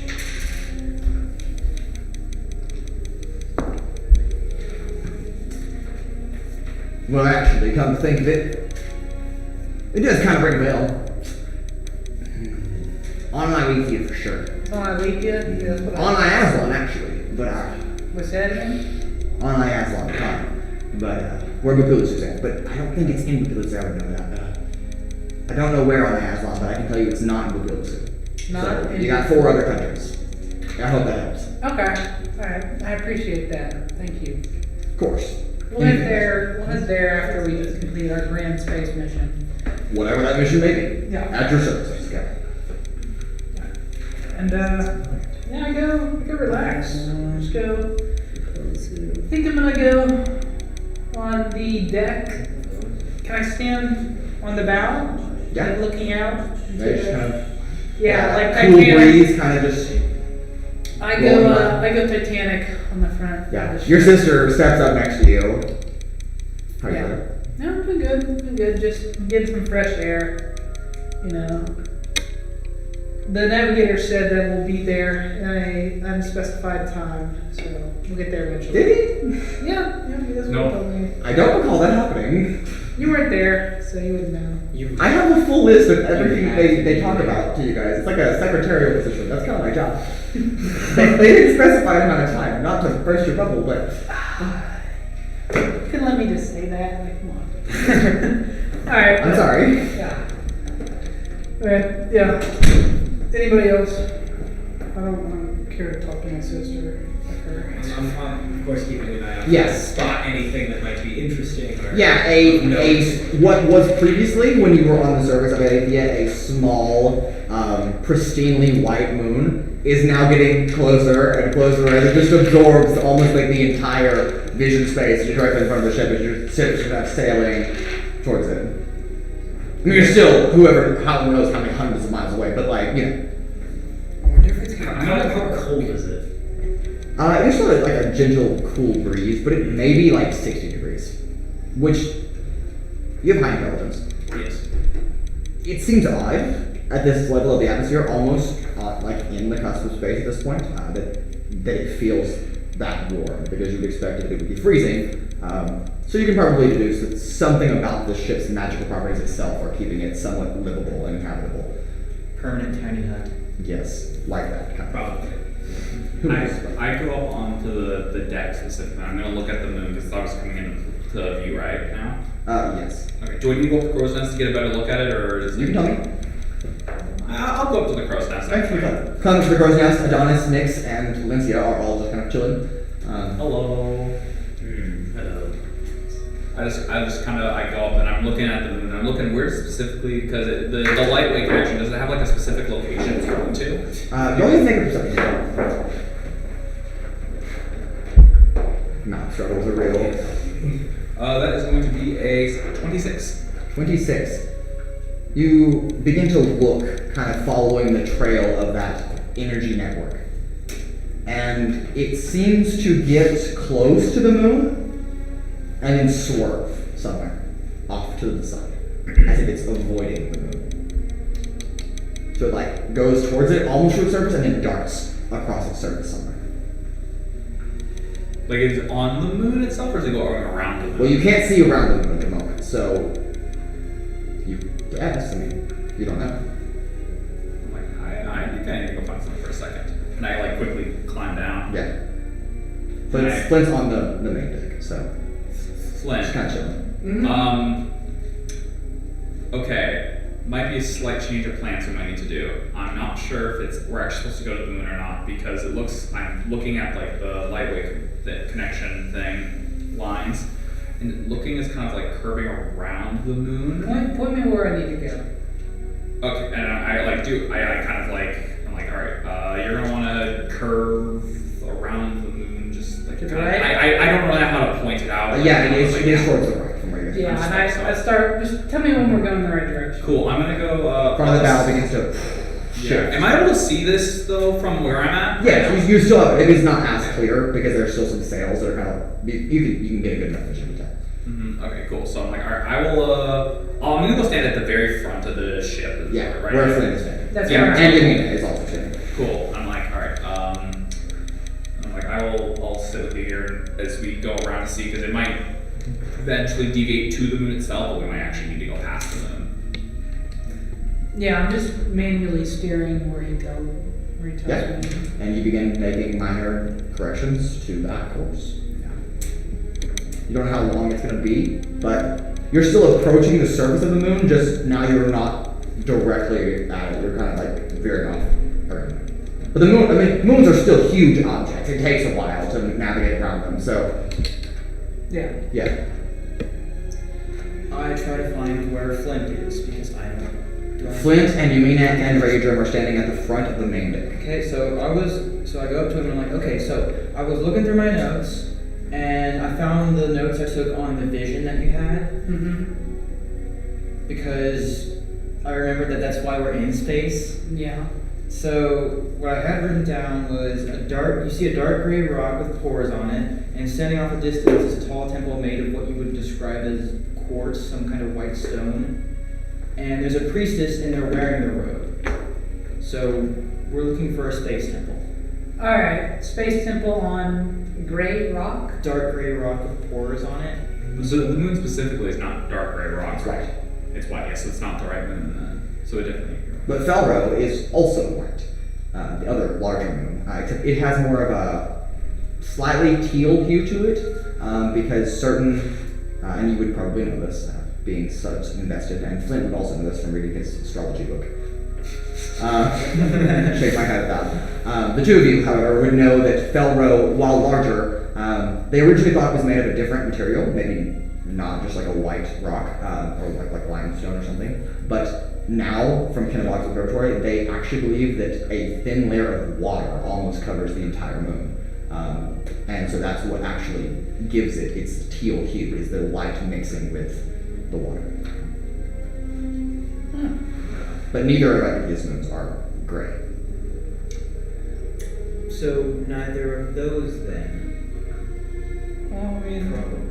I don't know. I mean, the whole planet can't be the same I color. mean, we're out here trying to find. We know we've been just for character wise. We know that we're looking for Spelljammer, right? Spelljammer, yes. Yes. That is the next. That I is mean, our main goal like right now is to go after Spelljammer. We just have no clue where to go. Spelljammer is like we say, brother. Ah, yes. Oh, okay. So we're trying. I That's forgot what we were Yeah, no. There's the armament. Talking about mission. And I we mean, didn't we want to discuss go. I mean, this. collecting these armor creations seem to have been really helpful, so it's probably a good idea to collect. Well, we'll hit it on the way. Well, while we're in space. And it sounds like though that this is probably where we're going, is where the cloak is, since It's it not- sounded like a priest. You said a priestess from Yeah. your visions going toward the temple. It would make sense that we're going to it. Yeah. We're most likely going to be It's circumventing the moon. connected to your religious network, huh? Yeah, maybe.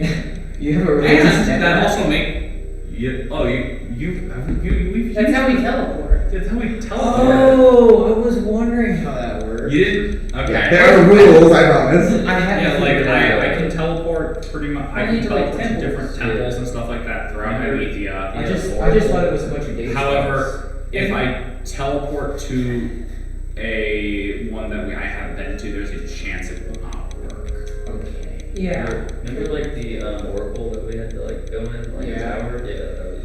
Oh, That so was that, that was. there's okay. Magic.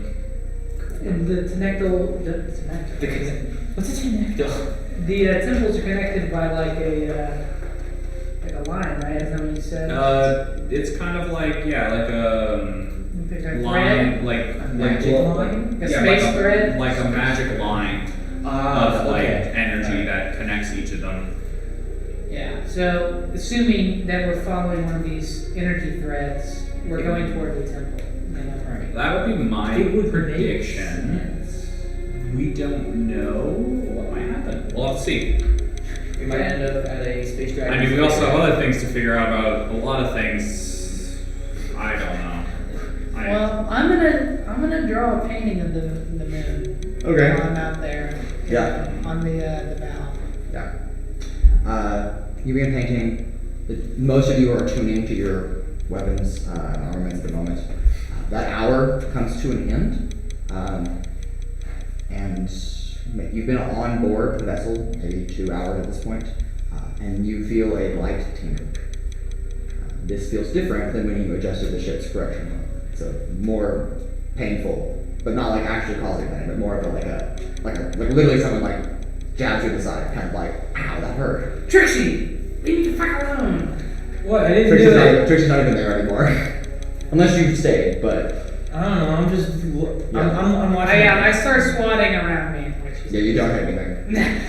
I'm not I close would enough be, to I would do be it. bonding to Urogar's sword Lexio. Yeah. Oh, okay. Okay. So second one. Okay. Do I have to bond with my items again, like this stuff, or because I was been bonded with my items? No, you're good. Okay. Once you attune, you're good. But Yeah, weapon bonding's a little different. But yeah, he's Oh, he's that's what you acting- mean. he's Oh, I'm sorry. I thought you acting- meant to I tune feel a in. You tingle said similar bonding to when earlier, I too, accelerated. Yes. Okay.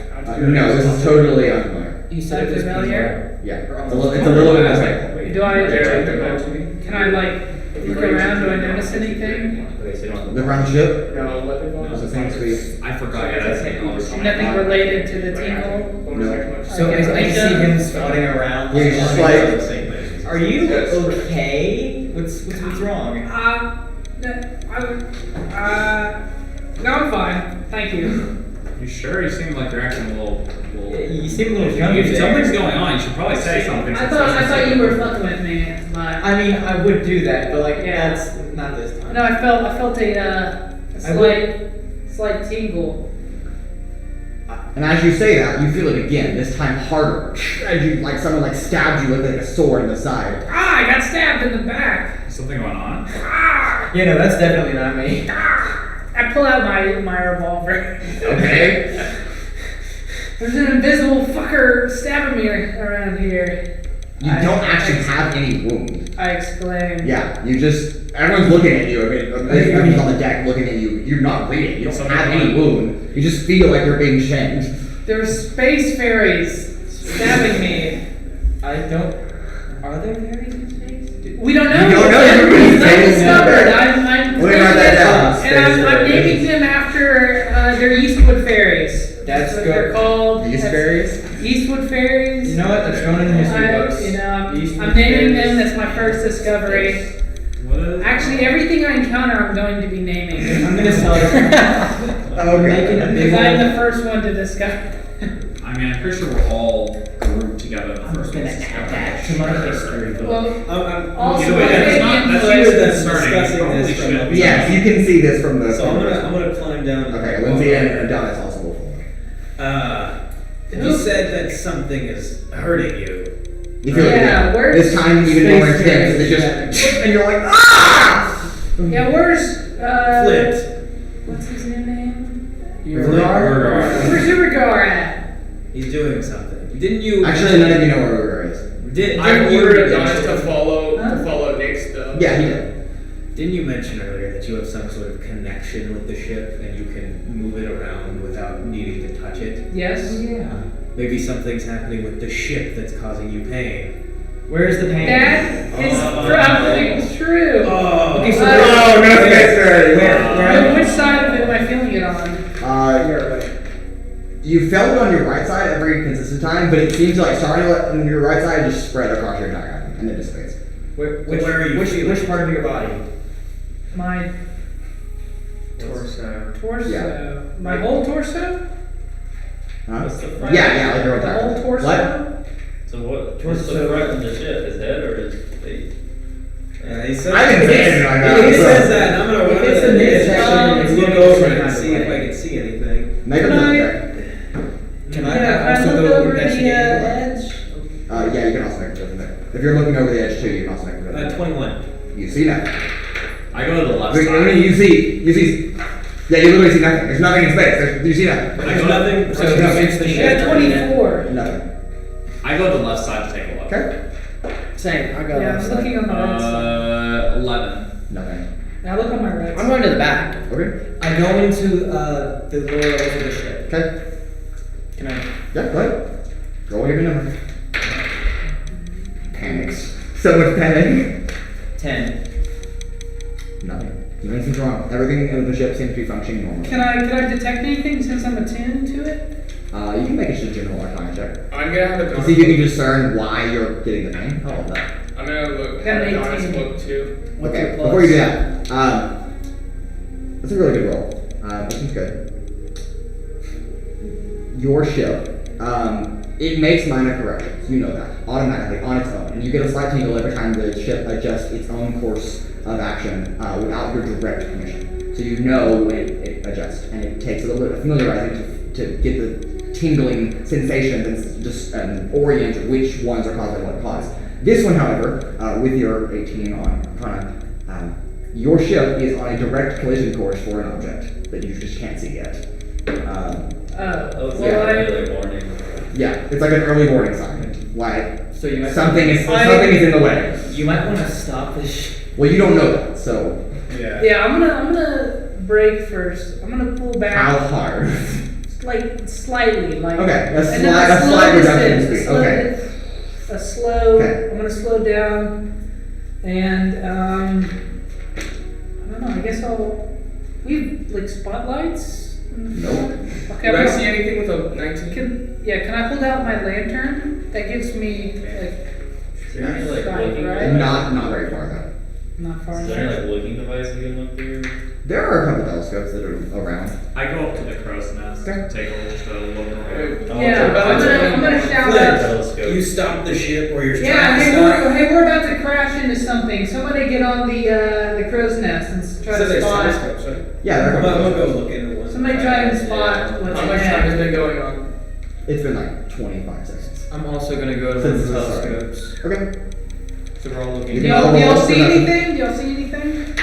With your perception, you can add a plus 10 to your. I'm just rolling from the top. By using through your telescope. Is there telescopes up I got a top? plus Yeah, 10 through the telescope. Yeah, you get a plus 10 to the telescope. Wait, focus. 32. Okay. You don't see anything. 42. You don't see anything. Well, I'm not even gonna say my numbers because it's less than 42. Okay, now. I would've. You're now one. You're like looking at the wooden thing and you're like, man, this is just darkness. What is Look at the wrong I angle. can hear all this. I can hear all this conversation through Adonis. So Yes, you can. So I interrupt my bond. And I'm walking upstairs and I don't say anything and I'm see invisibility again. Did anything happen? What's range? I think it's just vision Yeah. range. It's not like a range like you have I a. think like if you just look wherever you look, You you see Double- invisible double creatures, check that. objects within anything, and you can see into the ethereal plane. Okay, this is not It ethereal. says within vision. Okay, yeah, you don't see anything. Wow. Nothing on. Nothing visible. Well, then maybe we need to just. Okay, then I would Say activate yes, my and hellish form. We have to keep going. Right. I have true sight. Yeah, you do. Can I see anything? You don't see anything. Fuck. And now, on the middle of the ship, with everyone around, you just like have your wings, got the horns, Yeah. the whole thing. Where's the lightweight connection as we're going around? Are we going towards? Yeah, right there. So the way the ship is positioned right now, you're again trying to you're making like a pretty quick descent towards the surface, but not like straight down. It's like a slow and almost like it's like a parabola where you're going to as you get closer, it'll flatten out and then you'll go along the surface while hovering above it. So Of the moon, yeah. yeah. It's kind of like this. So the surface is here, and you're kind of Are up we here. along the lightweight connection stuff? Or? Yes, it is kind of coming here. So could it be? I kind of like. Could it be that the clone force is kind of going for is the moon itself? But it should know that I wasn't going to crash into the moon. It wouldn't alert me. We don't know how it works completely like that. Have we so- seen the moon yet? maybe it's just Oh yes, you can definitely see them. I mean, it now if you look off the edge of the ship, it occupies your entire visual space. All right. The entire horizon, just a white surface of the. Let's just continue. Random, you don't see the line doesn't deviate at all. It's straight. It's we just keep going. It doesn't swerve around any objects. I mean, I Does it guess swerve around anything? There's subject. Urogar is tired. He No, just it's misses just- his form and goes to attempt to perform a No, long it's stretch. 23. 23. We're I said nothing. Yeah. Sorry, 22. Okay. As you are looking more intently at the light connection, Kyle, stop rolling your dice. I'm sorry, that's so annoying. As you're looking more intently, what you originally thought was a deterrent around the moon, you begin to think about how the light connection works. It's always a straight line. It never deviates from a straight line. So if it curved around the moon, that would deviate around something. So as you're starting to look now closer on the moon's surface, the line appears to pass directly into the moon, not around it. So it seems like the moon's body is here, and the line just kind of just intersects it on its surface. And you can't see it once it passes into the surface, wherever it is. So. How did we see it was curving at the beginning? So is there any curve at all, or is it? Maybe, a minor, because it kind of arcs off the planet, but.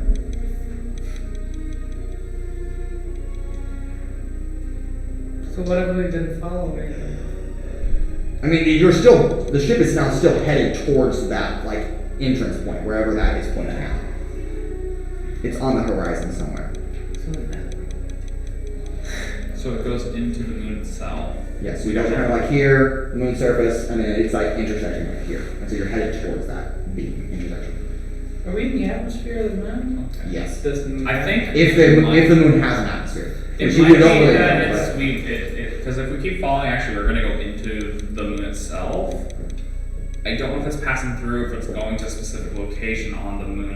We can't really see from here, so I would say let's just take the detour to land on the moon, take a look real quickly where the lightway is connecting, and then see, because it's either going to be going through the moon, in which we get out, we go around the moon, and then we go through. it could also be on the other side of the moon.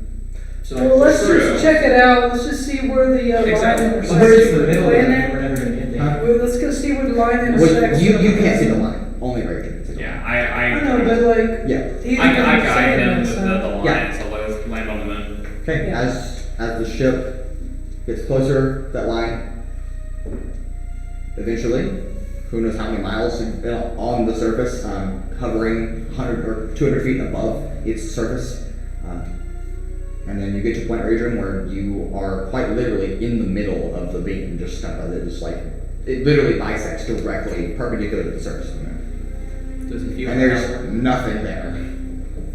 It's just white stone on every front.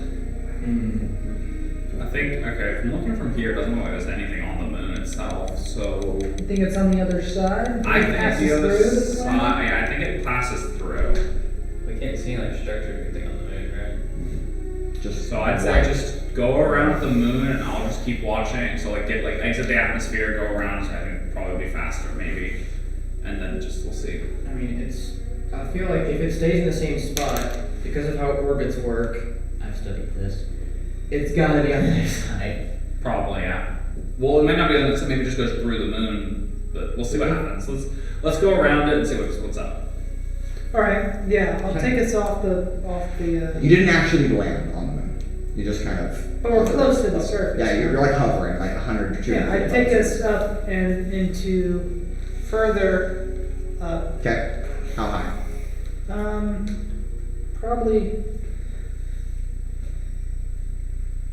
probably not that far. 500 just feet, 1,000 feet above the 1,000 surface. feet. Okay. You know, we're just floating and we're just gonna coast along the surface, Okay. checking in And the follow it sidelines. around. Yeah. Okay. Alright, well, while you do that, I'm gonna go take a nap, so somebody wake me up when we get to the other I side. feel like it'd probably be better for us to go out of the atmosphere and go around so that we can see directly where the line is going. Because Well, you can see the line. Well, now you can no longer see the line because you're coasting away. yeah, but that's the thing. What if we go past it where we don't even get to see the line? If we're out, I can better see the line. and Well, see I'm not where it goes. turning left or right. I'm going in a straight line. We're gonna Yeah. hit the other By side. laws of mathematics, if you go in a straight line around a sphere, you'll end up directly Yeah, but on if the we line. That's drift not what I'm out- meaning. I'm meaning what if the line doesn't. But we're not gonna drift. What if line doesn't? What if you or not, like line comes out of the other side of the moon? Yeah, like just so I can see where the line comes out of easier and sooner. We're not That's gonna. fair. We're not I- gonna drift, right? So No, if you tell the ship to stay on course. the higher up we are, The the easier- farther we can see along the horizon. of the Yeah, moon. and so we can see the light a lot, the line a lot easier as well. Yeah. Okay. I'll go higher up in the sky then. I mean, But how high? I don't know, like 2,000 feet. That sounds still. That's like not even a mile. Like that's still very close to the surface. Like it's like. It's Yeah, something but visibility is now like 50 something miles. We're just So- coasting. We're just coasting. I was thinking like getting out of the atmosphere type of look, like height. Well, again, you don't know if there's an atmosphere. To be fair. Yeah, I'm saying like get. Can we figure that out? Well, the ship has an air envelope generated by a quick store. So unless you enter another atmosphere and it is different than your current atmosphere, then you would not know a difference. So I would. Atmospheres reflect and absorb light.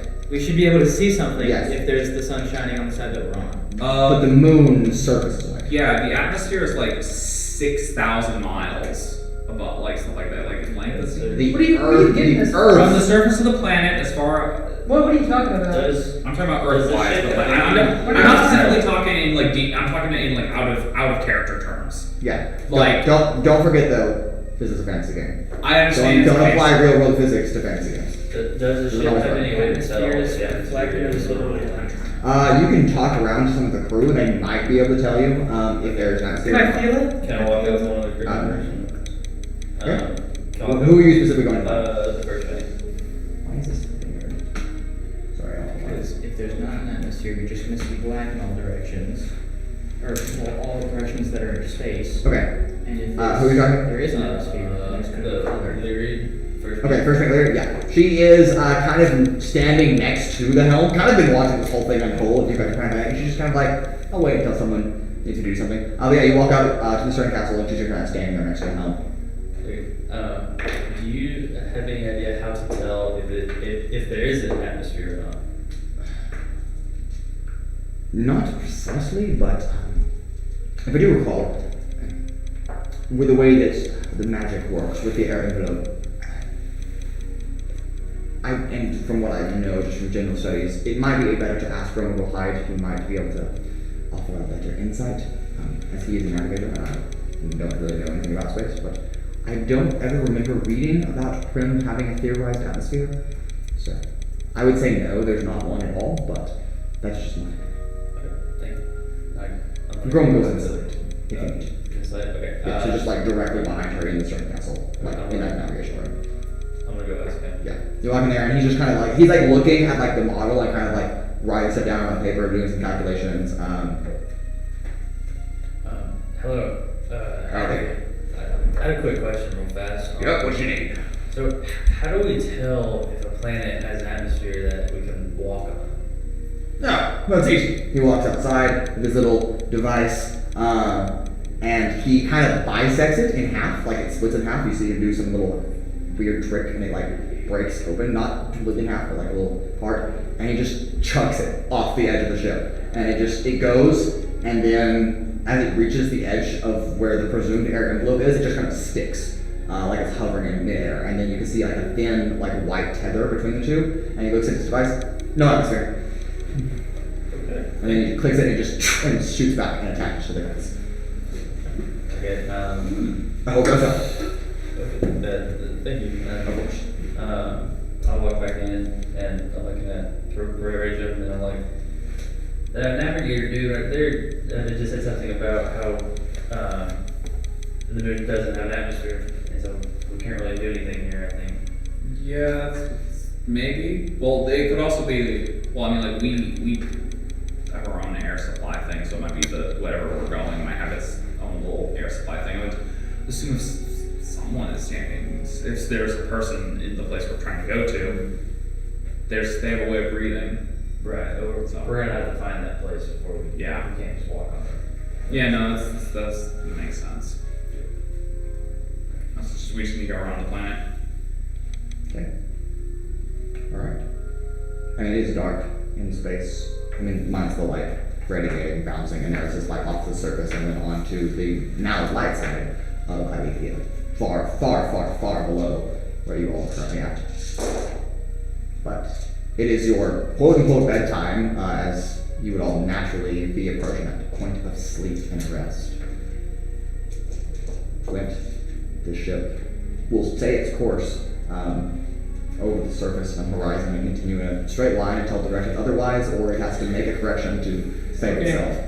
I'm gonna get a little lower to the surface, so it's harder to spot us on the surface. Yeah. How far down? You're about 2,000 feet, so how far I'm are gonna you? go back to 1,000. Okay, come I on. think that's Then we'll assume. low enough to where Okay. if there are people on the surface or creatures, it's gonna be harder for them to spot us if we're that low. If they're on the horizon, yes. If they're right below us, no. Do we have a rough estimate of how long it would take for us to get to the other side of the moon? Romugal is inside, and for sake of narrative, he's finished his quote-unquote calculations and come inside. Been about 3 hours or so. Okay. Until due opposite side. Exactly. At the ship's current speed. Okay, well I'm gonna slow us down towards 8 hours till we get there. Okay. Sounds good to me. That's good. I'll redo the calculations. I get your speed in about 30 minutes. Alright, and then we're just gonna sleep the 8 hours and get our long rest. Yeah. Alright. Crew of the Spelljammer and the Glorious Bastards slip into their respective long rests as you are all tired. And that is where we'll go to break. We'll be back in about 15 minutes and see what may or may not be on the other side of the Moon of Prim.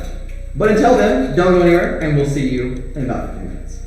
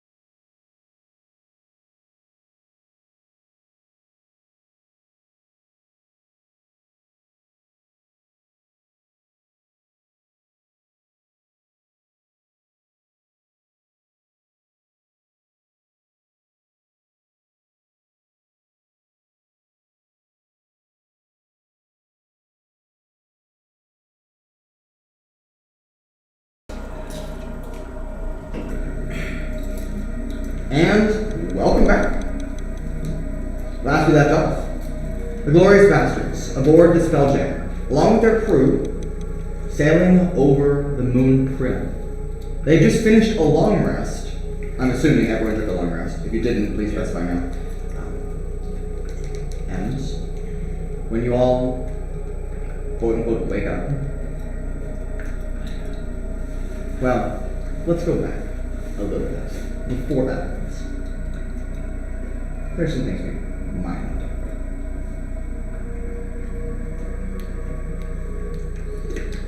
You're all asleep. Each of you in your own respective rooms, slumbering away, wondering what the Astral Sea space could possibly hold for you and your dream. You all feel a familiar white dreamscape absorb your mind. A place you visited and been called to a number of times prior to this instance. And in the midst of that white, infinite space, your conscious individual from all of your other companions stands in front of Lycra, her flowing purple hair and purple robes as she kind of levitates off of whatever the ground might be in this white space. She looks to all of you in your own respective dreams, your own respective consciousness and subconscious. And all she says is thank you. And then that mindscape fades. And you resume normal dreams if you have them, or just your regular sleep. And then morning comes. And that is where we are at. Aboard the Spelljammer. In space. Now on the dark side of Prim, where it is lightless. All that you can really tell from the surface is that a dark gray or even black stone. But it doesn't have any light on it. And here you are. I go up to I go up to like the top of the deck and everything. Then I look out. It's really lightweight. Make a perception check.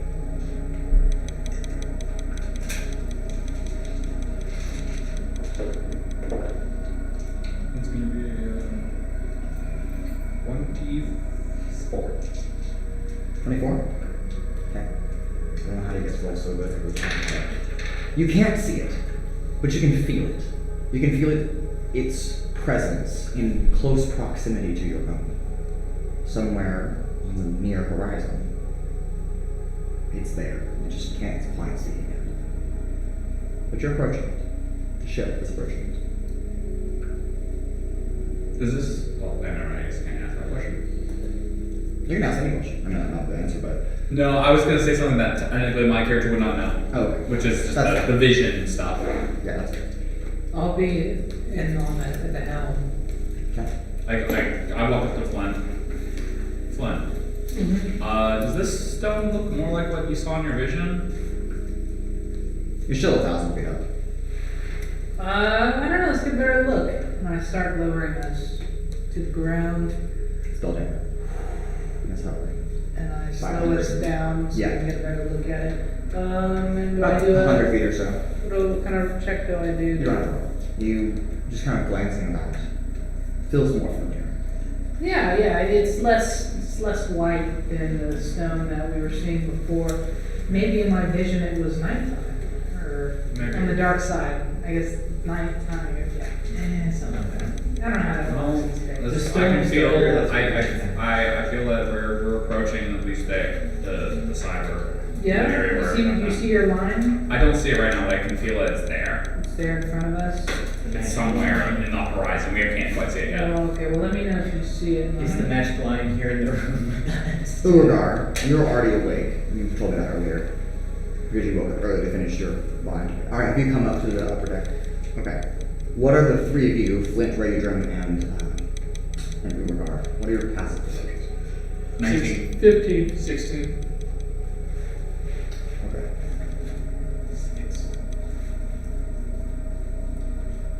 Where are you at, Urogar? The bow. I'm sorry, not quite the bow as where Flint is, but I'm kind of more towards the right side. And I'm not there. I'm in the helm. Okay. And Adonis is in the crow's nest. Okay. So you're all kind of on the main deck starting out area. Yes. Okay. Can I also be on the main deck? We're not. Look at that. The three of you, early risers, if you will. All this is not hard to miss at all. In the middle of the main deck, not quite to where the ballista is positioned, but hovering right in front of it, is a very large purple, maybe amethyst or some kind of gemstone, but a very massive floating crystal.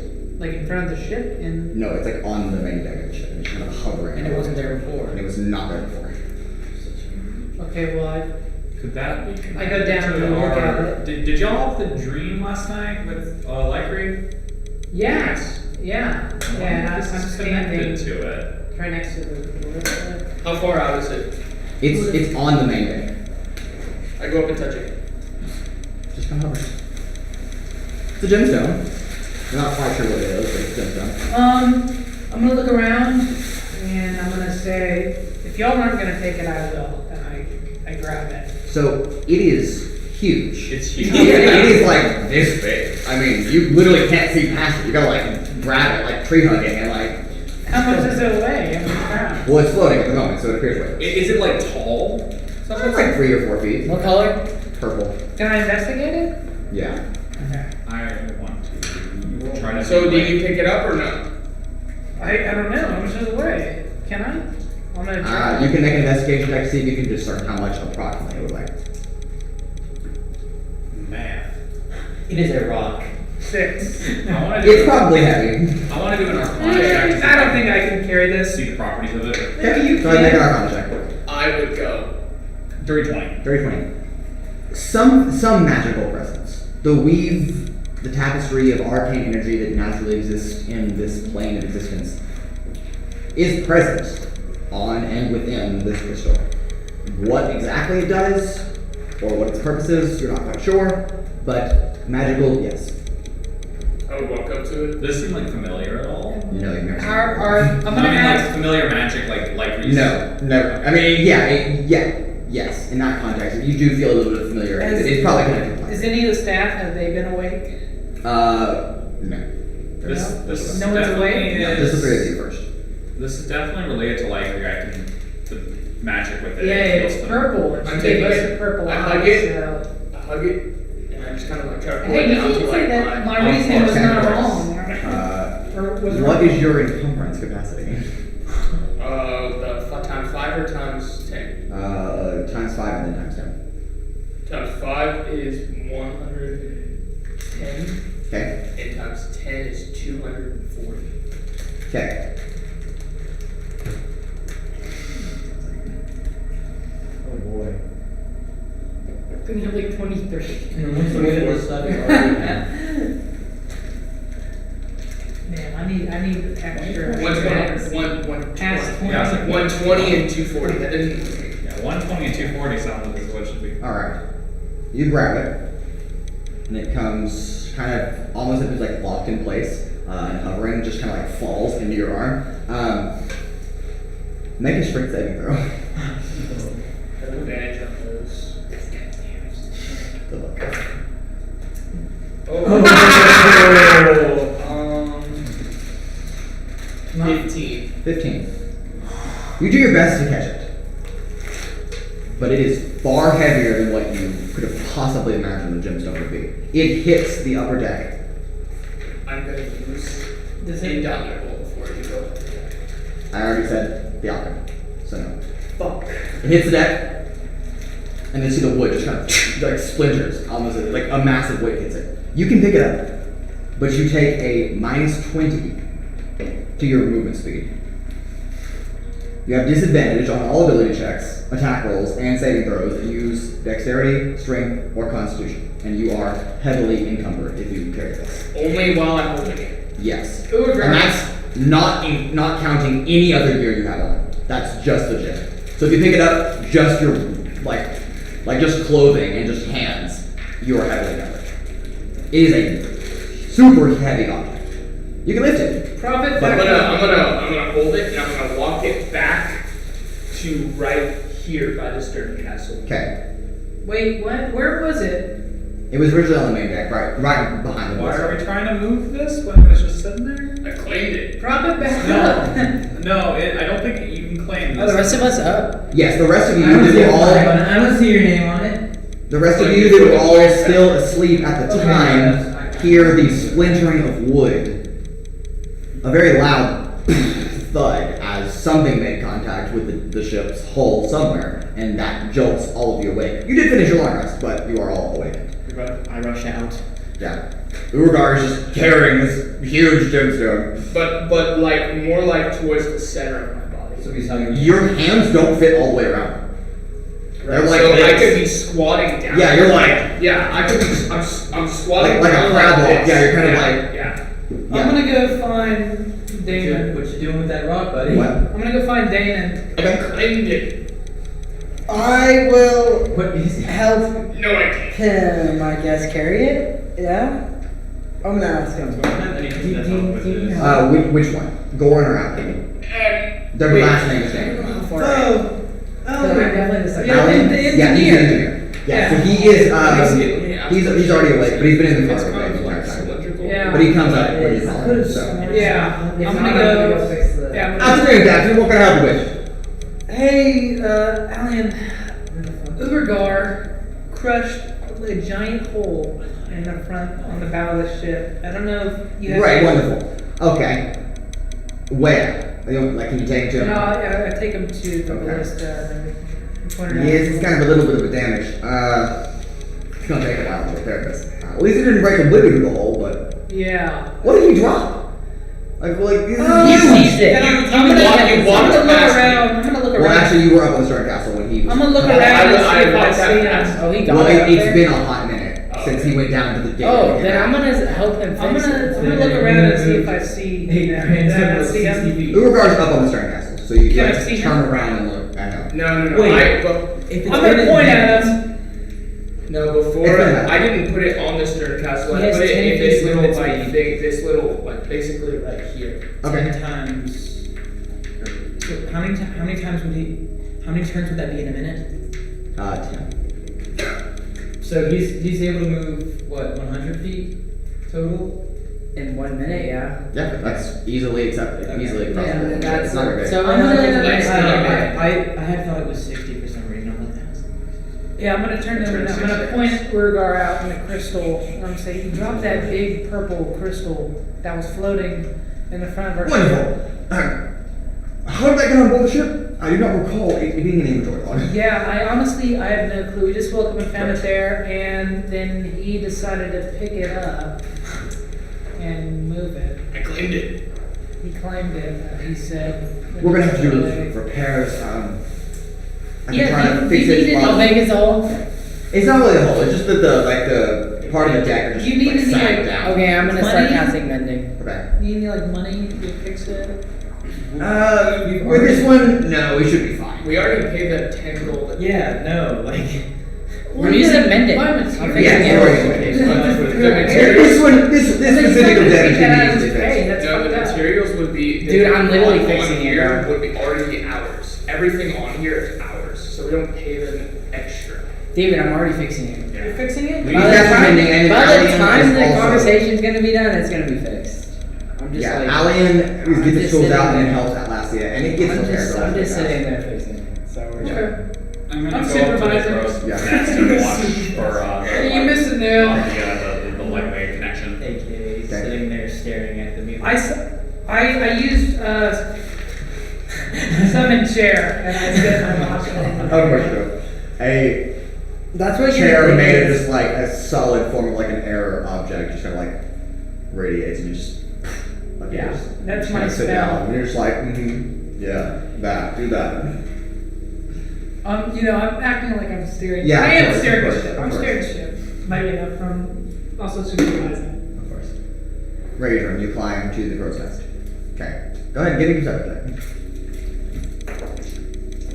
19. 19. On the horizon, again, the distance is unspecifiable because you're not quite sure how far it is, but on the horizon, in the midst of the dark gray stone, something of light seems to be there. A wider, beige, cream-colored stone. Kind of like appears on the horizon, but it doesn't take the whole horizon. It's just like a single light spot on the horizon. What's it shape? I after I see that, I go down and be like, or I kind of, or am I too high where I could like yell Flint? Or am I? No, you can definitely yell that, but you're only like 50 feet up. Hey Flint, I see like a white stone type thing on the horizon. I don't know if you can see it at all, but White stone, you say? yeah, it sounds like almost described as like what you saw. So I think this side moon is where we need to be going. Alright, I'm gonna start lowering us. Okay, you are already about It's 200 still feet up. fairly so far away, by the way, so I would say don't lower us quite yet, but we'll. How far off the ground? You're about 200 feet up at this point. Oh, well then we're fine. We'll just keep heading towards it. Do I spot it? Now that he's pointed down to you, yes, you can start to see like a Okay. faint. And I'll start steering us towards Okay. it. Is there any like mountains or anything? It's relatively I don't see simple. any lakeway connection stuff, but do I feel like this is kind of You feel proximity to it, but you don't see anything. Do I kind of feel like this is where I need to be going though? Like that's the lightweight. It's hard to discern with lightweight connection. I pull out my compass. Okay. Does the compass point towards where we're Yeah, just kind of right where you're headed. Cool. What are we gonna do once we get there? You have a compass? Yeah, I have a compass that directs me to where I need to go next. I totally forgot about it until just now. Okay. So I forgot that I had. Okay. Because we also had the eye that did the exact same thing. Can I Now, go I don't up have to the this compass makes it clear. big gem-like thing and Yeah. like inspect it? Sure. What are you inspecting it for? I'm sitting on it. What is it? Okay. Well, it's a gemstone. Do an arcane check. Okay, but like what? So, What I are you know? wanting to like investigate it? Yeah, investigate it. Okay, roll What- investigation. You said it's cylindrical, sort of, right? Nope. It's not A circle? Spherical. Is it spherical? No. Like you ever seen like a really Like a diamond? cartoonish looking diamond cut like this? Got the whole thing. It looks like that. Oh, Just okay. in purple. I have a 19. It is a gemstone. That's all you can. That's all you know. I don't know what type of gemstone. It might be amethyst because amethyst is purple, but there are other things that are Can also I purple. like so- investigate what like magical presence it has? Yeah, you can make an arcana check. Yikes. That is a 16. Yeah, so kind of like Raudrem did earlier, but again, you weren't there at the time. It does have a radial feeling of magic associated with Lycree, but other than that, it has magical presence. You just don't really know what it is.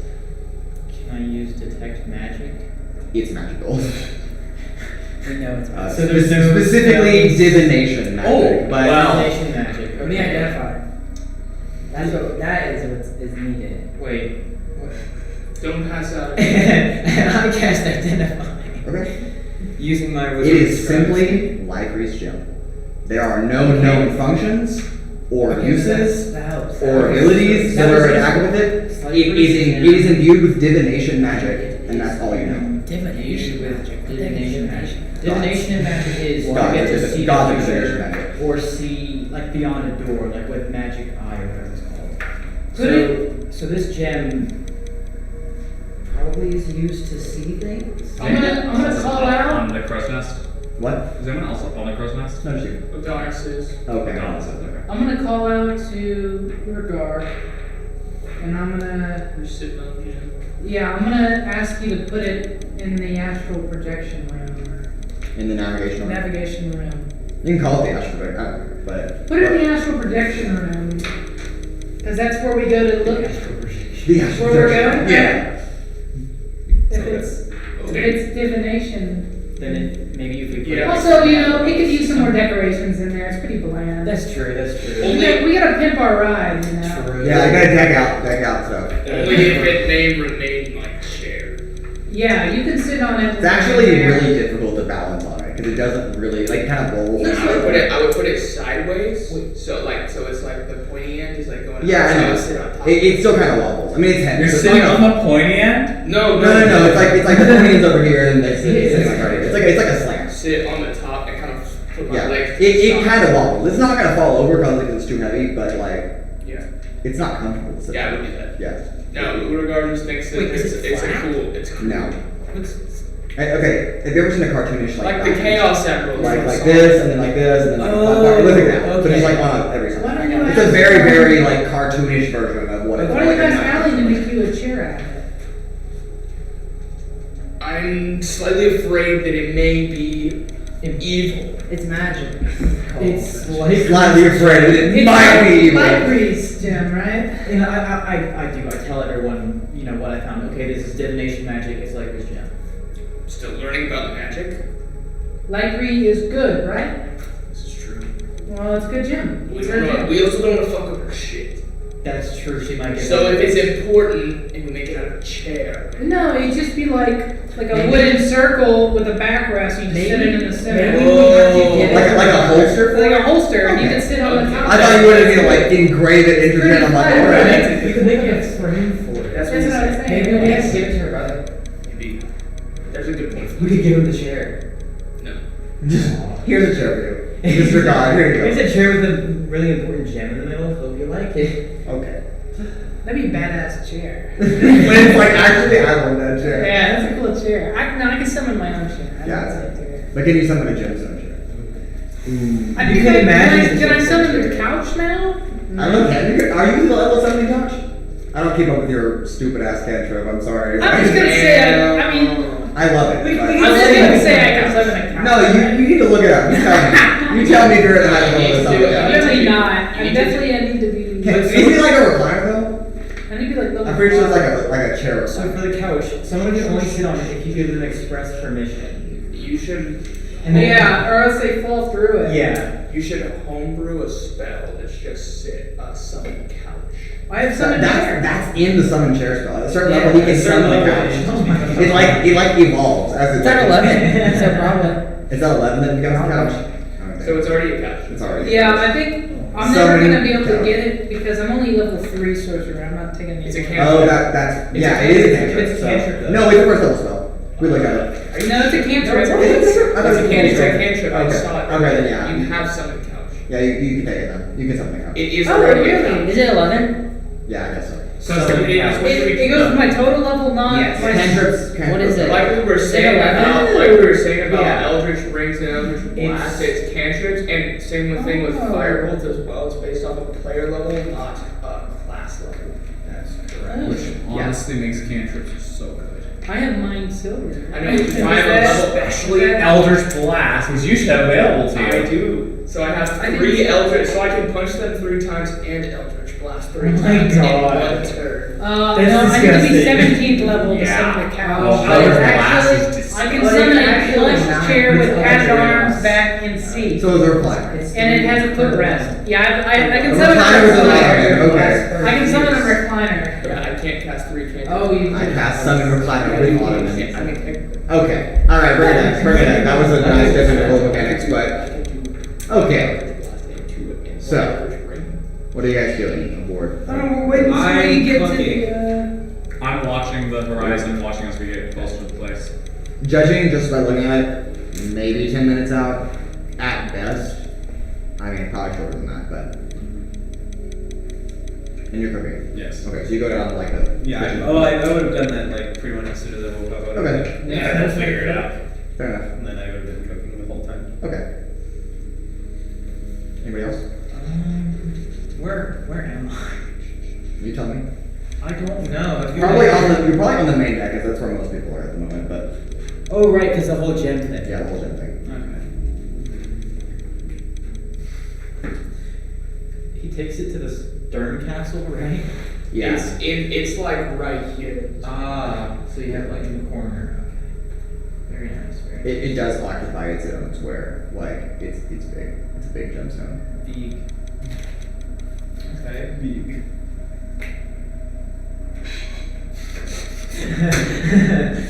Just draw it. Just put it there. Doing there.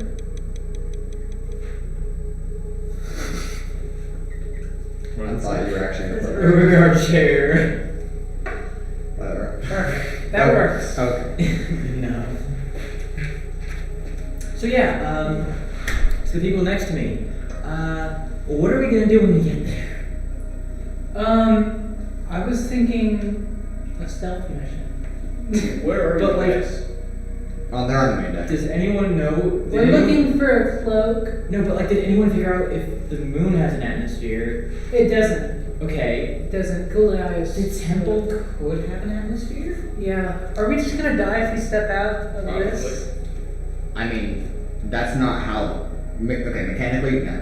We have There's an amount of time you can hold your breath before overcoming anything. Don't do that. No, there is. There's a Like mechanical out. amount. No, I mean like in space. Let it out. Yeah, don't hold your breath, it'll explode inside you. That. I agree with you based on Earth physics, but in terms of D&D ruling, and that's I'm going to go off the book, there is a actual mechanic that talks about how long you can hold your breath in space before you basically die. Is there a PA system on the ship? On the ship, no, not that you're aware of. Since we're in space, does that mean I have infinite range? That's not how space works. There is still gravity, even though it's minimal.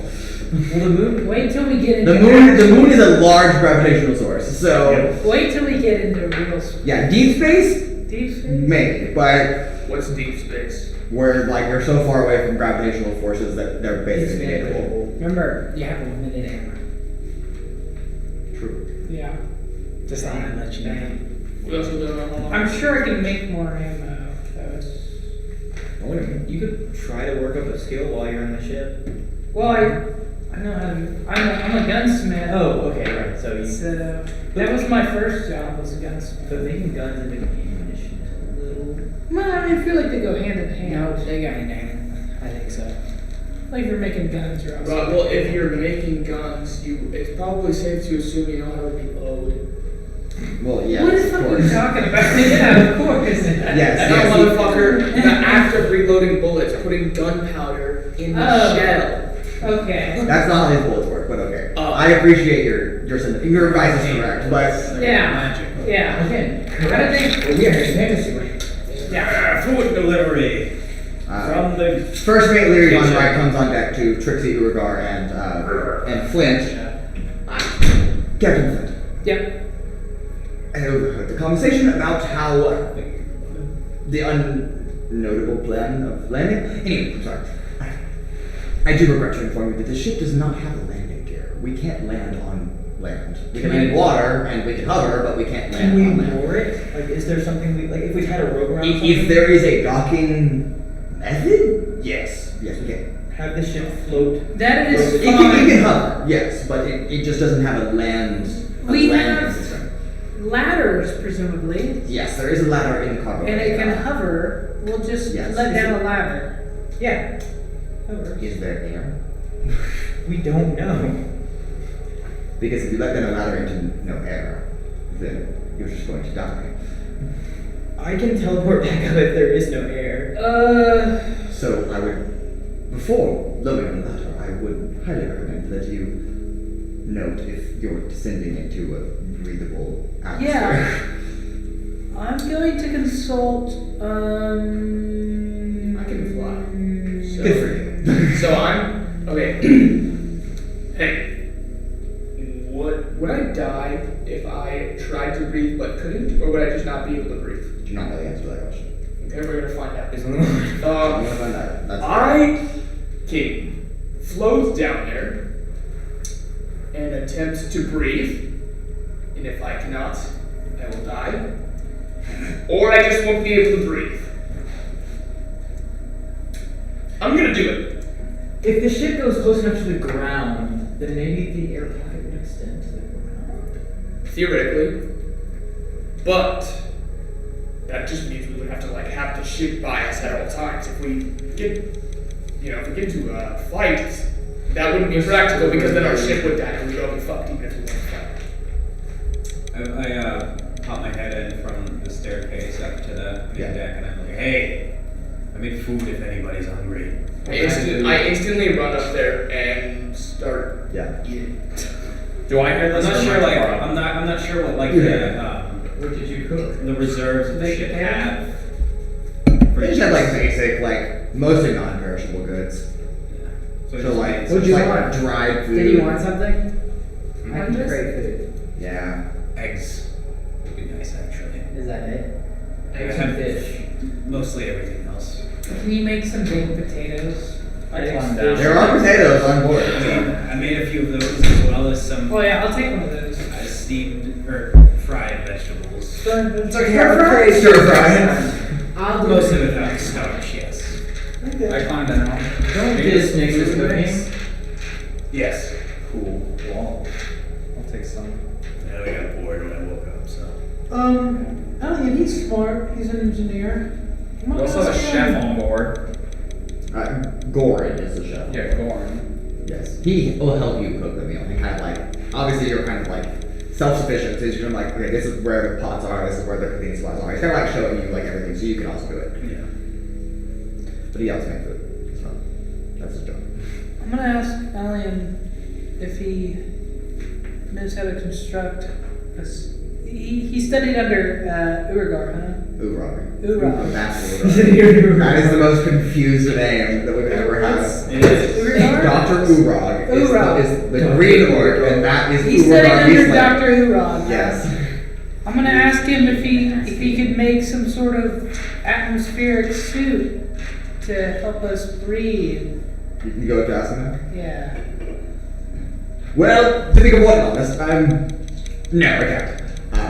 Because we don't have portable air aside from the ship itself. So Okay. no, I'm sorry. Can't like bottle it up. How would I do that? Put it in a glass jar? What are you gonna do? Like, that's not how air works. He just kind of disperses. Hey, you know what? You're the engineer. Yes. You're more knowledgeable about this than I am. I am sorry. I mean, I can look into it, maybe design for it, but it's going to take time. Yeah, I'm not going to yeah. have it in like 8 minutes. What are you looking into? Yes, I'll read it. You know, because I guess you're bored. You know, you're kind of. I have to tend to the engine. Wait, but did you guys get to our location? We're still traveling there, but we're just. you have like 60 seconds. Approximately. Where are we going? What's out there? The White Temple. It's a temple. Okay. Is it actually Yes, a temple? Well, right now it's just Kulas, like you mentioned that there's no a large atmosphere. white stone in kind of like the white colored stone in the middle of dark stone. We're going to that White Stone. Are you able to moor the ship in any way? What? We can make it To moor the ship. It's basically like to dock. Yeah. So we're just gonna hover above the ground Okay. and drop a ladder. We know that there's no atmosphere thanks to Kulias and Yeah. What if the the- temple has But some kind of maybe magic? the temple has. I would That's assume what I'm it has assuming. magic. But if anything, To do I this. think I can hold my breath. I feel like longer than all any this of you. planning is I like. take a jump, check out the temple, and come right back and tell you. Yeah. I feel like this planning Okay. is not needed. Urogar. Urogar. Come on. You'll get it. And there's also Urogar like said a he. fly, so you're. Urogar said he wanted to do it, so I'd ask him about that. He'll figure out who wants to do I don't it. think Urogar should do it. All of you are in the dining hall, right? Yes. Okay. So all of us are at the dining hall so I can hear this? Yeah, we're all eating. Yeah, you guys are like. It is. You got a problem with me doing something? I don't think you should be the one to go out there. I'm sorry. Why? I really. You're gonna try to breathe the air, aren't you? He's that's averagely not intelligent, alright? He's averagely intelligent. We have I to feel like he assume wouldn't there try to is do no it. air. We know there's no air. We're Okay. only trying to see if the temple has Intelligence air. only works if you also have the wisdom to use it. I have actually more wisdom. Yes, Captain. I'm sorry to be rude, but Yes. I am a near genius. you might want to come take a look at this. It's kind of hard to explain. I run. I And I He stop like this- pulls out like, well, okay, sure. I'm gonna stop this shit. Okay, like abruptly. Not abruptly, but like. Okay, just slow. Okay. Yeah. I was like, there's a difference. I mean, you could just and just everything just I also go up to Okay. Yeah, I just went up. He like Control hands you. He like looks on the horizon and hands you his like telescope. What do I see? And like in the midst of this like white space, which the ship is now passed into, he's like, first of all, we have air. I don't know how. There's no plants around. I don't know how it's here, but there's air. We've just merged our air bubble with it. But as you look through the telescope, you see there's like a little like white hill, almost like white sand, kind of like the stone is so granulated, it's almost like sand. But on the top, on this very very tiny hill, maybe 3 or 4 feet above like where the writing of the surface is, there is just a very impressive castle that's just built. It just rises out of the thing. Looks completely in pristine condition. I think that's where we need to go to the castle. It's not. It's not. I didn't. That's not what I envisioned. I mean, it kind of looks like what you envisioned. It does. Yeah. Okay. Let's go over To there. We have airs Cool. The entire air bubble of this space is about a mile across. And so about a mile in diameter. So a very large bubble on the surface of this moon. And the ship is now about 1,200 feet or so from the castle. in. Yeah. So the castle's huge, though. Like It's massive. It takes up a great chunk of the space. Is there like It's a all front within the gate? air bubble. Yeah, it's all within the air bubble. Is there like a front gate that I can tell? There are two gigantic doors that mark like what looks we like should go front. up to the gate. Let's move the ship up to the gate. Yeah. I'm gonna Maybe not too close, Yeah, no. but we a don't decent bit closer. I'm gonna than park that. the ship.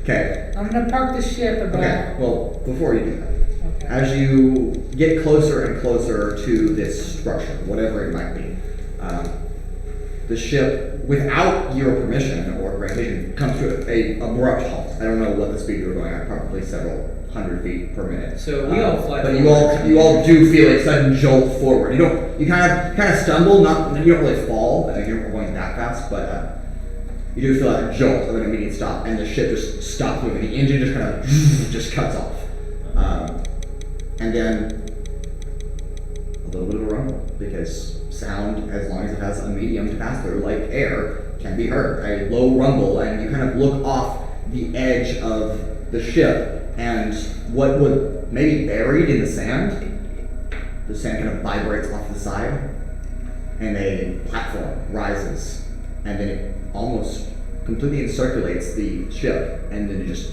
all the way around, minus the backside where the engine is, like a dock that was just waiting for a ship to land here. Did you do that? Yes, I did. Inside check. Inside check. No, I didn't. I don't know what's happening. Well, I guess. that's why I guess. I just like look at you like. All right.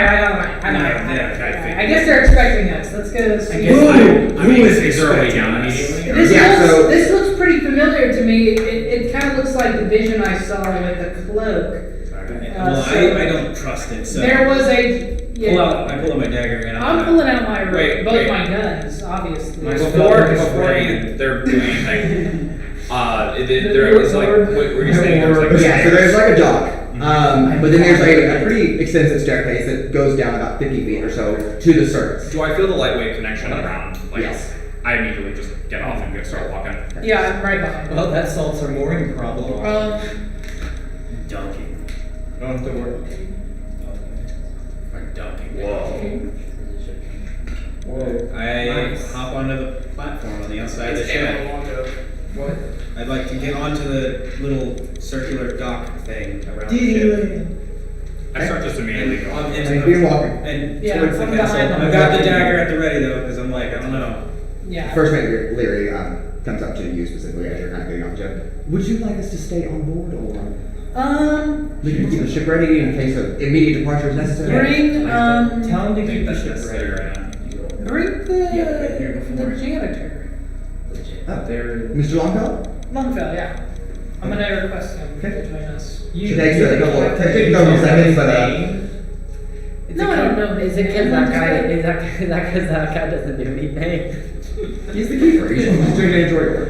Yeah, I want him to come with. Okay. They bring Mr. Suzo Longfellow up. He's working, probably changing sheets or cleaning or something.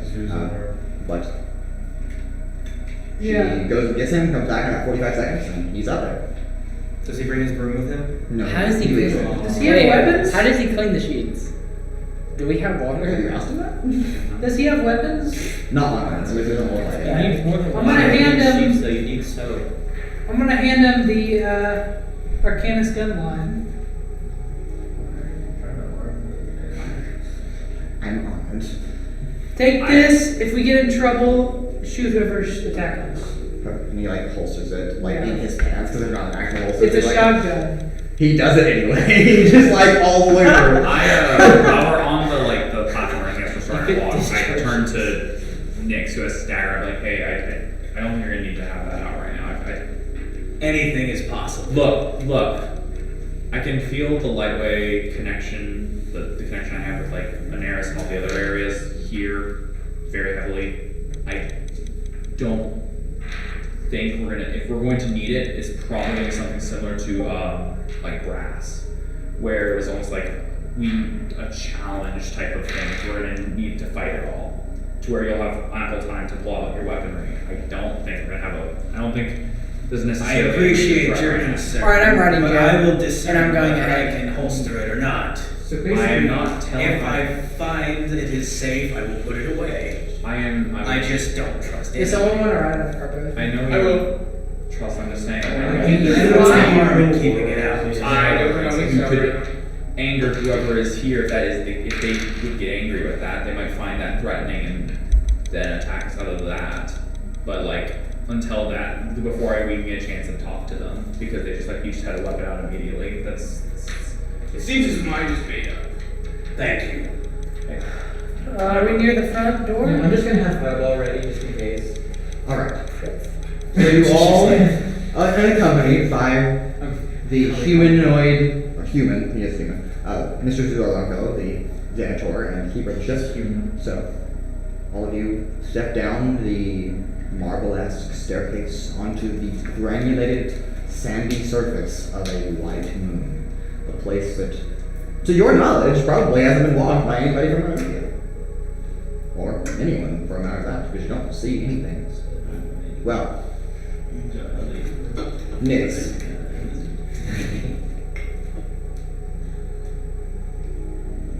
Nix and Raudrem. As you disembark the ship, because it's light. I mean, there's very much a presence of light. Which is odd because it's on the dark side of a quote-unquote moon. But you could almost swear, as you were disembarking, just the two of you, a number of smaller, luminescent lights that, one by one, kind of flicker out as you step down. They're not close to you, just somewhere in this space. But you know, just one by one, very quickly, like a wave, just disappear. But as your entire troop, along with Urogar, disembarks, you approach the building. A towering castle, a number of spires and pinnacles reach, golden tips and windows carved. Whoever built this place is a master architect, and it has older style, but it shows a pristine new condition, like it's never been weathered, ever.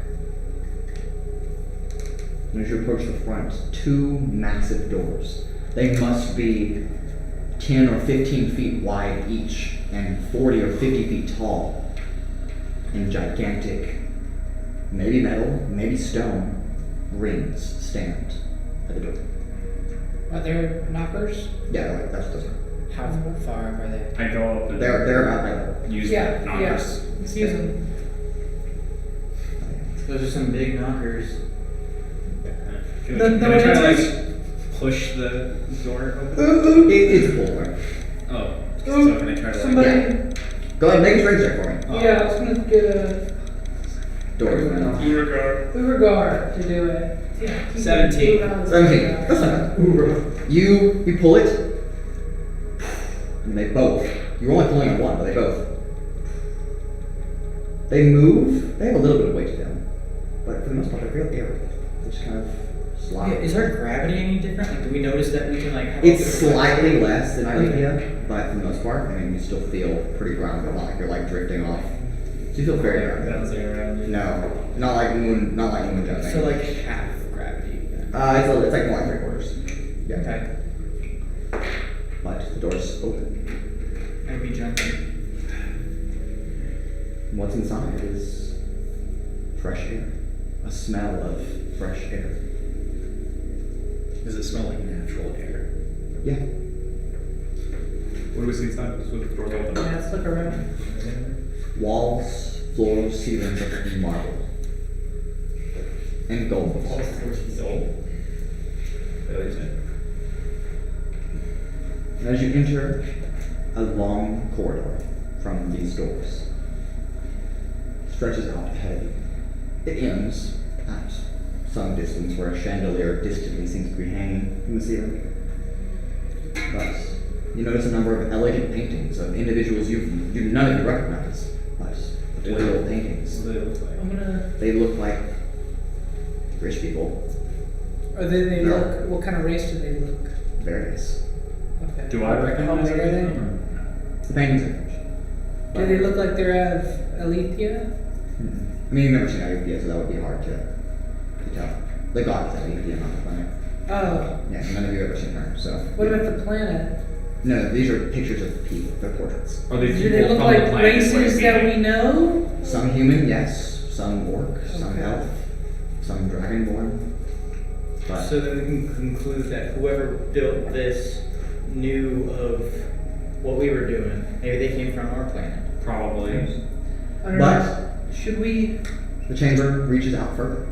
The doors kind of just remain open behind you. Should we call out and see if anybody's here?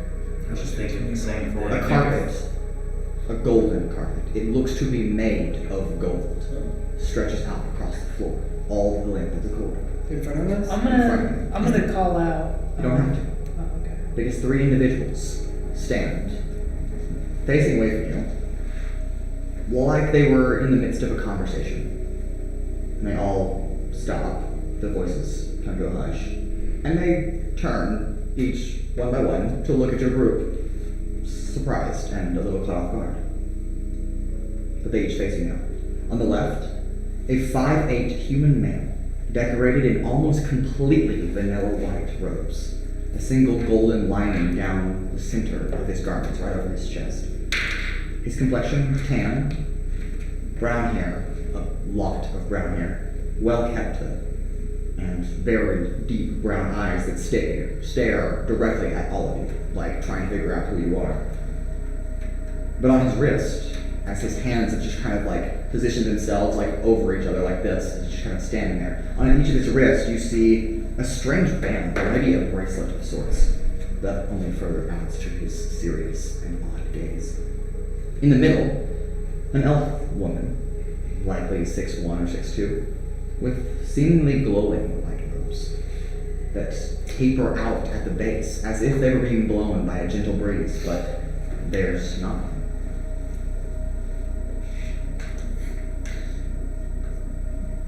A number of golden adornments around her waist, neck, and head indicates some kind of position of authority, you're just not quite sure which one. Her long, flowing blonde hair drapes to her mid-waist, and her skin is a very, very light complexion. And next to her head, a hovering golden construct, maybe a tiny bird of some kind, or some resemblance of it. It just kind of hovers and silently buzzes its wings. And lastly, on the right, a strange creature, maybe some kind of dragonborn, but appears to have of fur instead of scales. White fur. And golden horns. Maybe 5'11", or maybe 6 foot. Dressed in similar white clothing, but now this one has white armor, like white plates over his shoulder blades. And then you see over his chest a number of sea blue scarves and robes just kind of underneath that armor. They drape around his neck, and then a golden adornment of jewelry and a green inlaid gemstone rest perfectly over his sternum. But something's odd about him. Where you expect to see arms of an individual, you see what appear to be feathers that taper out from the armor plates, but then no hands. Just like they just disappeared into thin air. And then what's even more touching about this individual is a pulsating electric blue, maybe a scar or some kind of energy source, lines over his navel and stomach. And his eyes, a deep gold that sit above his snout. And he, like the other two, look directly at him. I'm gonna walk up to the elf lady. I'm gonna walk up to the elf lady and say, I know you want pictures, I'm gonna get them to you. I'm gonna shake her hand first of all. Oh. Wow. I'm gonna shake the elf lady's hand, or attempt to, and just say howdy. Before you even get Sure. to her, you get maybe 10 feet within her presence. I'm like, That's my mid. And she just kind of like raises finger. Who are you? Hi, I'm Flint Yeastwood, the captain of the Spelljammer, currently parked outside. Here to speak to you. You. I have no idea who you are. Yeah. Or who you are. Who are Why you? are you here? I like support. Hey, we came from Aelithia. I specifically. Planet huggers. Planet huggers. Huggers. What do you mean by Is that? there a problem? Is that a slur? You had a problem with that? It might be a slur. Who knows? Is that a slur? Is it slurred? Did you slur it? Oh, no. Because, Do I need to get angry at this? I follow the god Anaris, and he has Stop. God names, you say? yeah. Then you can go right place. But why have you come? We really The road. The road. That's why we came. But it's so subtle about every conversation. The road! It's the road! That's the last time almost certain she can hear you. No, she can't. sorry about my friend Flint. I came here. I specifically because we're going out into space for our own reasons, but we don't really have a direction. And this is the only place that scene that we really can do about, basically, just because of the I have the connection to the lightweight connection such that I can see it, and so there was all the ones on Aelithia, and then one was coming over here, so we came to check it out specifically, and I see. And you are? I am Raudrem Nighshade. I see. Not hostile, I presume. I was born. You're No, holding your I was. One. Well, if no hostility is present, We got a facial expression. We teleport here now? Because if there's the light. technically yes, we can technically teleport here now, and teleport back also to. I haven't said anything, Planet, so but- don't put words in my mouth. Well, I'm just assuming, but yeah, I'm saying technically. Don't ever assume. That's bad. It's a possibility. It's a possibility. If there's the lightweight connection has connection here. Okay, our You character. do understand you're having this conversation out loud in front of her, correct? Yeah. No. This conversation is out of. That's not how that works. In game, in character. No, I'm just excited. I No, thought I it was clearly out of character. No, I appreciate your excitement, but also remember that NPCs. No, I'm they're not there. being- You're having a conversation with them. Trixi would just start a whole new conversation. Yeah, I'm aware. Just bring it back. You can get excited about your star, right? On the other side. Continue, Space Elf. She probably has a name. Yes. Offensive. Very much. And whoever your companions are, I assume their names. I am High Priestess Ashenra Orion of the Starlights. But something tells me you might have already known that. Or something like that. We had an inclination because we have something that maybe I pull out my compass. I was also guided here by Yes. this. So Like this one, and she pulls one as well. mhm. Yes.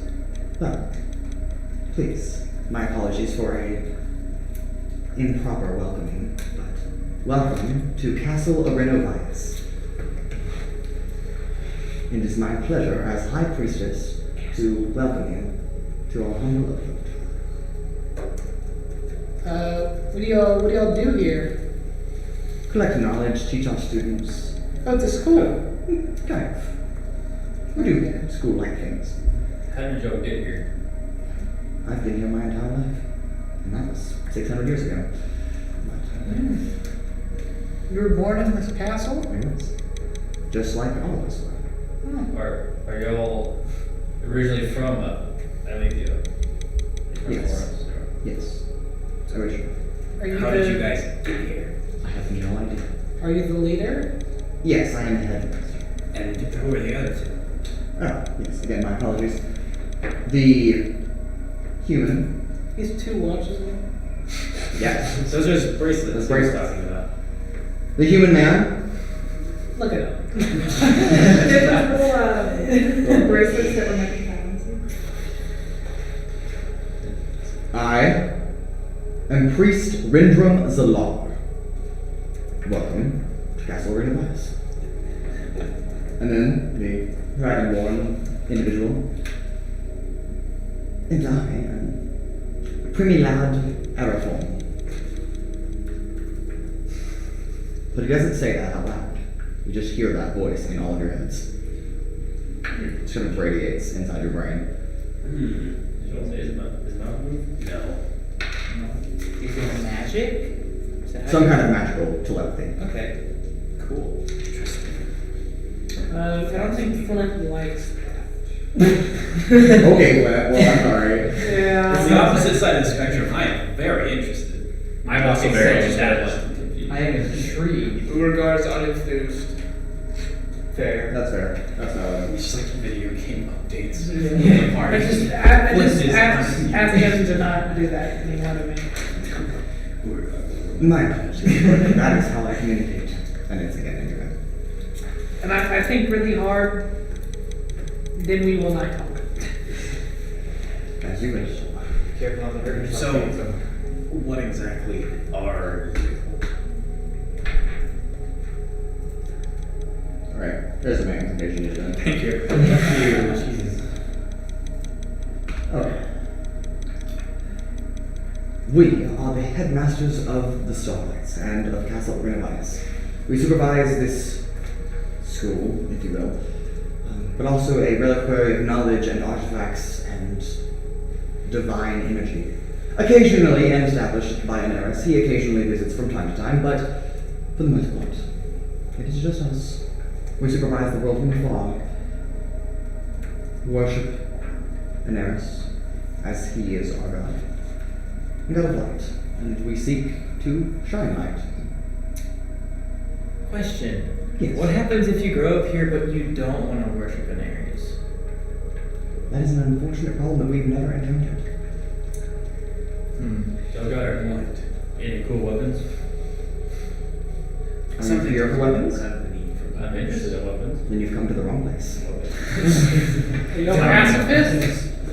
Maybe you could teach. No, because the pacifists would imply that there's no violence ever that we believe in. We do understand that some violence is necessary, but we do try to abstain from it as best as possible. Do you have enemies? I mean, enemies of the Neris are enemies of ours, but Maybe you could Okay. teach this one a few things. we could teach you all things from the looks of it. No offense, but I mean, that would be appreciated. Anything we can learn. We also have our own other things we have to get to as well with Oh, do we? What's that guy's name? Who are we trying to find again? We're specifically trying to find another Spelachris. Yeah, another god. god. And Spelachris. don't know if I recognize that name. Is he the brother? Aneris might. Do you have a library? Yes, we do. That would. Well, we can stop standing in the hallway and please. Yeah. Look, follow us. Show us around. That would be cool. Yeah. Is Did you do that earlier? Spelachris the brother of Lycra? Yes, the Yes. second brother. The time one? Space. No, No, that's Magnus. Magnus. Magnus. This is the space god. Who's your god? Aneris, the sun, because the god of the sun. Yeah, God Sunlight. Who's the space god? Spelachris. That's who we're trying to find. He's an endless. Is that what he is? Yes. Blockers is in this. So- brother. Yes. Do you guys know the next coming of Aneris to this place specifically? He hasn't visited me quite a number of cycles, but I think after the next couple of years, if that's helpful. I'm sure you have your own thing, but you can come back, of course. I just mean like, if we could ask him directly, he might know Spelachris. Yes, he left quite a couple of cycles ago and hasn't really returned. I'm not quite sure what he's doing, but that's not my concern to worry about divine affairs. He has his own affairs to worry about. Do you have any way to contact him? No. We can pray to him, and sometimes he answers, but no surefire way, of course. You should pray to him and ask what Spelachris says. I've tried praying him multiple times and I haven't gotten any responses, so I'm not sure. Maybe here in channeling prayers. That might be not a terrible idea to try that. There you go. I'm going to the library. While you're following them, You don't know where anything is, to be fair. I will wander.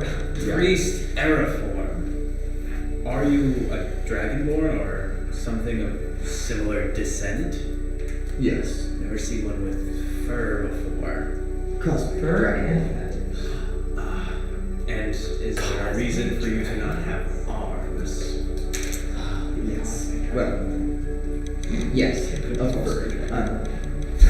It did so happen that my arms were unfortunately removed in that incident. But it's not that. Do you miss having arms? No, the arcane rites do just fine. Mage hand. What do I remember of my vision? Like, what did You do not ever see inside. Who was wearing the robe though? Was None of it, these are people. But was it like? Can I? Someone was wearing Can them. I ask You them? can ask me because I have it. What did the guy look like that was wearing the robe? Again, out loud. This is an out loud So conversation. you saw a staff held by a priestess or priest. They're wearing an elongated, perfect white robe flowing under its own power, and the cloak is glowing.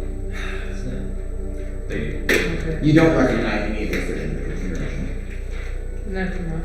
I wouldn't have asked him because I would have remembered my character. Well, you can have a private conversation as you're walking, but yes.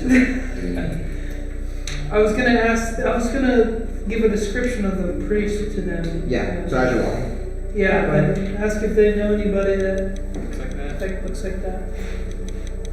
Yep, give me 1 second.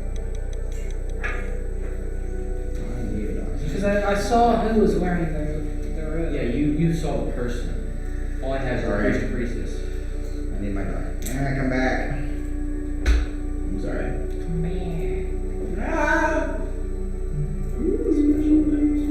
This is the name. It's the same thing. Yeah, whatever. Alright, go ahead and get your description. What are you asking?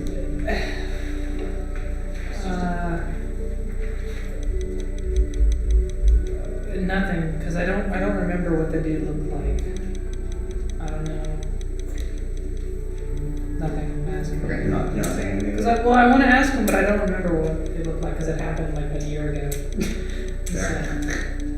And I we mean, didn't- it's a cloak, so. yeah, I want to know who was wearing the cloak. Like, I was gonna ask. The perfect flowing robe. Well, no, but I don't want to ask for the cloak specifically. Because it is an ornament of creation. They might want to keep it. Yeah. I can kind of. I want to ask about the dude who was wearing the cloak. He's holding a See if I staff. can talk to them. He has a staff, if that helps. Yeah. So we I'll ask. can just keep it around. Yeah. I see you're not gonna help me remember what the dude looked like, so I'm just gonna keep Nope. walking. So keep an eye out for a guy with a A staff. staff and a robe that flows under its own power. I didn't really go into much detail about what they look like, to be Yeah. fair, so. Which is intentional. Good thing I'm expert. Let's just keep going with whatever's going on. We'll find Yeah. it obviously. I guess it'll be easy to see if it's him because he'll be wearing the cloak. Fair. Well, as you. Just out of curiosity, y'all play D&D? Yep. Ah, okay. 5e? Yeah. I was just curious, that's all.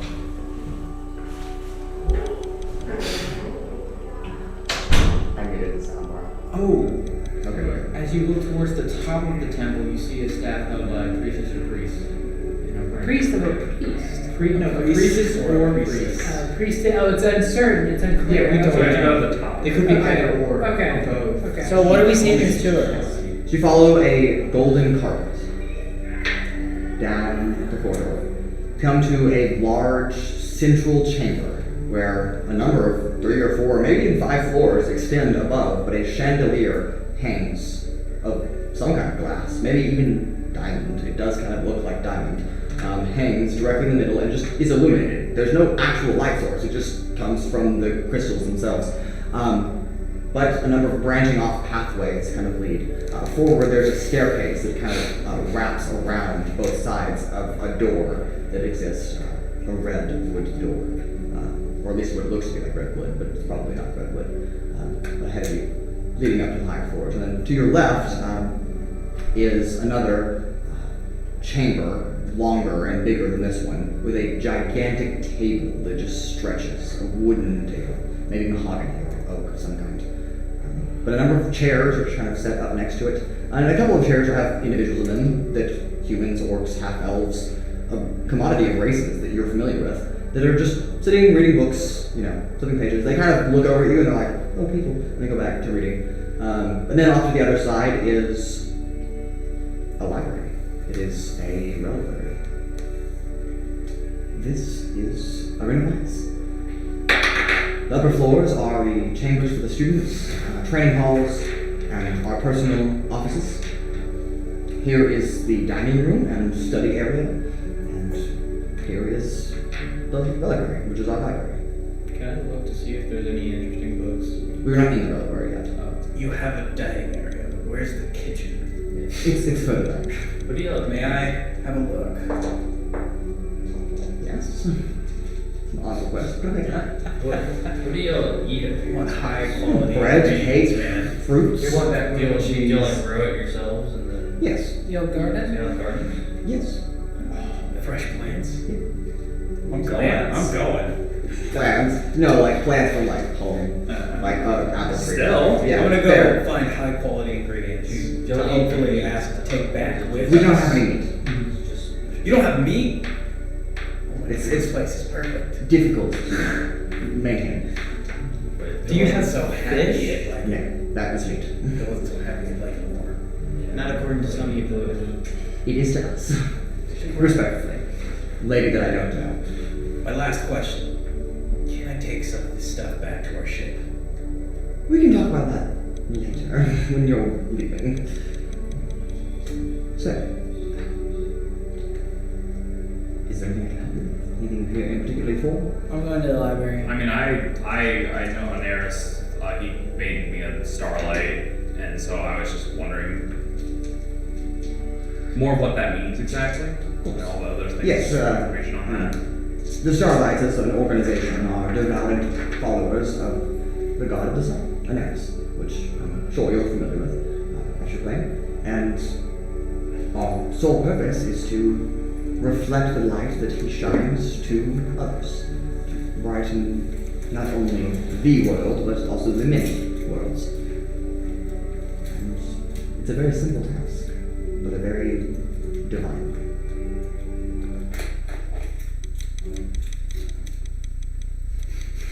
Okay, divine. What Divine is says divine divine power music. brings the music. Let's go. You know what? Fine. We don't need music anymore. Can I look for books in the library? Yeah. Interesting books. Priest Aeroform will kind of follow you as you just like walk into the library, the reliquary. I'm totally going to the kitchen. Yeah. Okay. Priest Zalar will follow you. I'm gonna go to the library too. I don't know. I guess anything like, I guess more just like, because what of, because I know of like the lightweight connection stuff that I have and everything like that. I'm not sure how much familiarized y'all are with, I guess. Oh, yes. The Aelithia Lightweight connection, yes, I do understand what you're talking about. She looks down at the floor, and there's just like, it's like a spell circle of some kind of like teleportation spell circle, and she's like, right here, this is the center of the connection point. Do you ever use this to travel and stuff? Occasionally, but we tend to avoid planet hugging. What does that mean? People that come from planets. I like that. Moon elitist. So you're in the library. Yeah. No, I'm screaming. I had a question for you real fast. Of course. So obviously we are pretty new to the whole space and space travel. Yes. Is there any dangers or enemies that we need to be looking out for that you know? And have you encountered any person you should be looking out for? We have not, but that's why I'm just curious to prepare for the future in case there's anything that is a common danger that other people have experienced.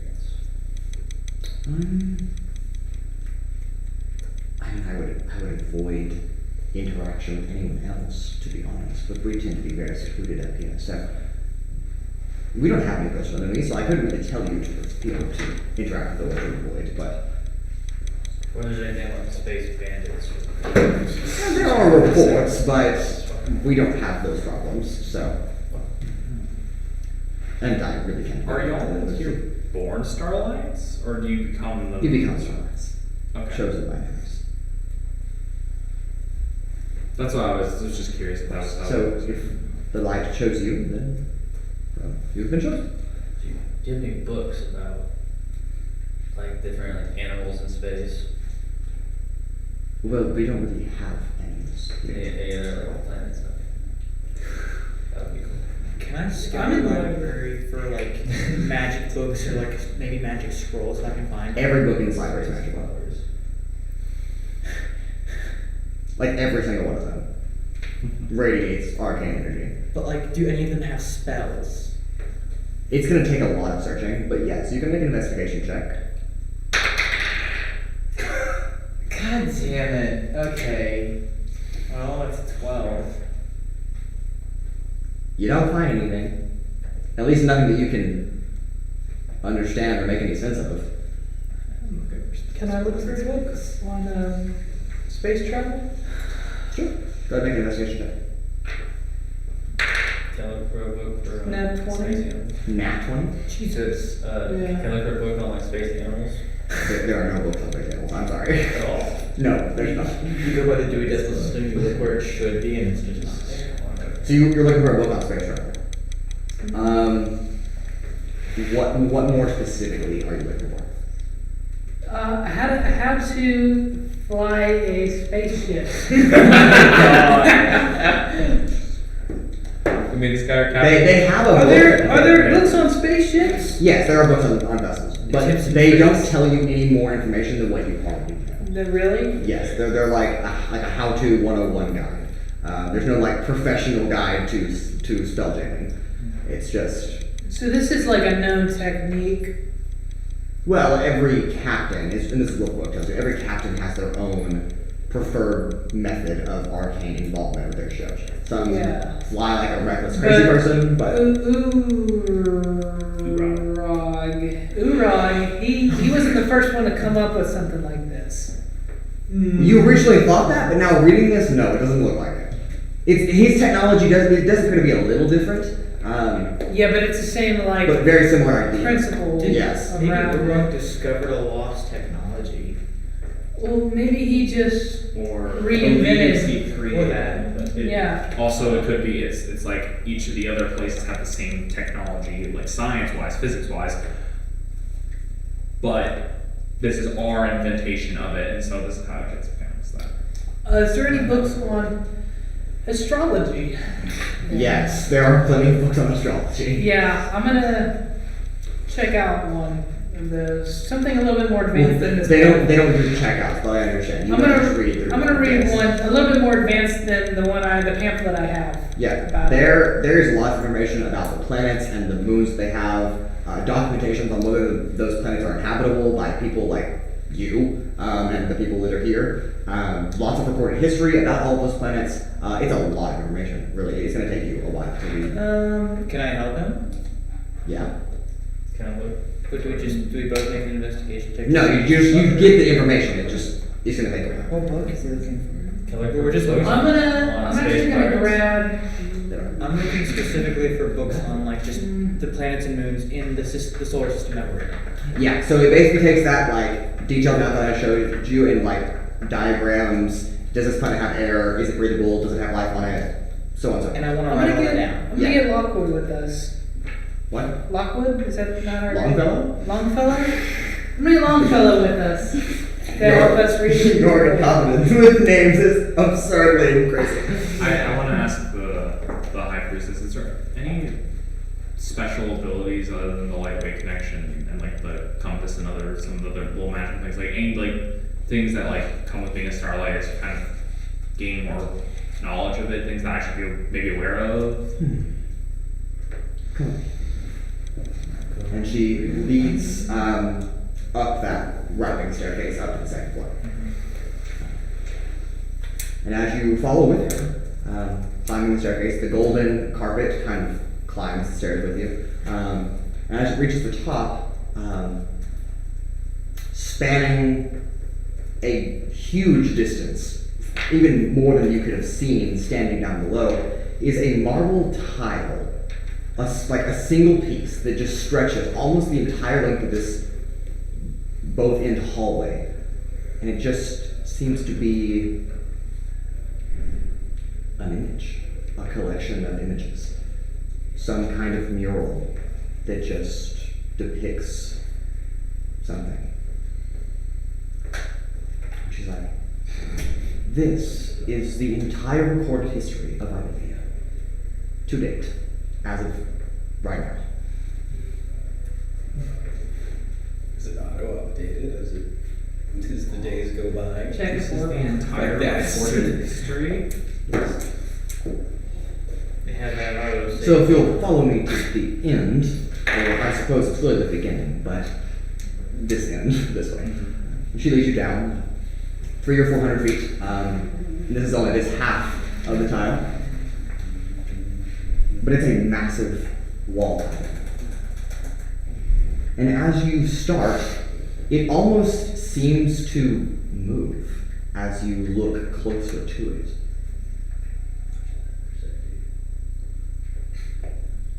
Something odd catches your attention. It's written in a script. What languages can you read? I could read Common, Druidic, Elvish, and Primordial. Okay, it's written in English. Starting at the far leftmost side of this, it just says the creation, and underneath it, a number, 0, and then in like a comma, and following that, APPX dot 10,000 years ago. Which is odd for you. While you do not know the full history of Aelithia, this is much shorter than what it should be. Much, much shorter. But as you move, it almost moves with you, zooming in further as you stare into an image. Almost like the mural itself is trying to display some kind of moving story, like a picture book. You see nothingness, and then light, and then a planet, a sphere, water, and then continents, and then a beaming and radiant light descending from heavens, unbeknownst to you.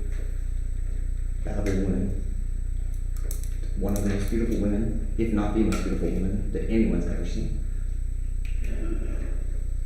Aelithia, the Elvish script underneath it. She lands on this mural, on this mural's depiction of what is a planet. And then, moving forward, the dawn, the creation of the world. And then you see this woman walk with people, just common individuals. But then she departs, and cities rise. Buildings, monuments, temples are constructed. Other deities come into existence. A massive walled city stands. But just as it rises, it collapses. Underneath it reads the defense of Prim and the centrist conflict. And you see a number of names listed below it, such as Seminonis, Zalic Felix, Achaeus Delaware, and Reaper, along with a number of other individuals, and gods, including Aeris. Moving beyond that, you see conflict, war, destruction. The city, beautiful as it is, falls and collapses. Fires burn across the landscape. And a world that was once beautiful and perhaps perfect becomes broken and sad. The next one, the fall of Thrymheim, the beautiful city cracked in half like an egg. Then the Battle of Aeris, a hurling meteor falling from space at rapid speed crashes into one of the continents, in a massive explosion on Aelithia.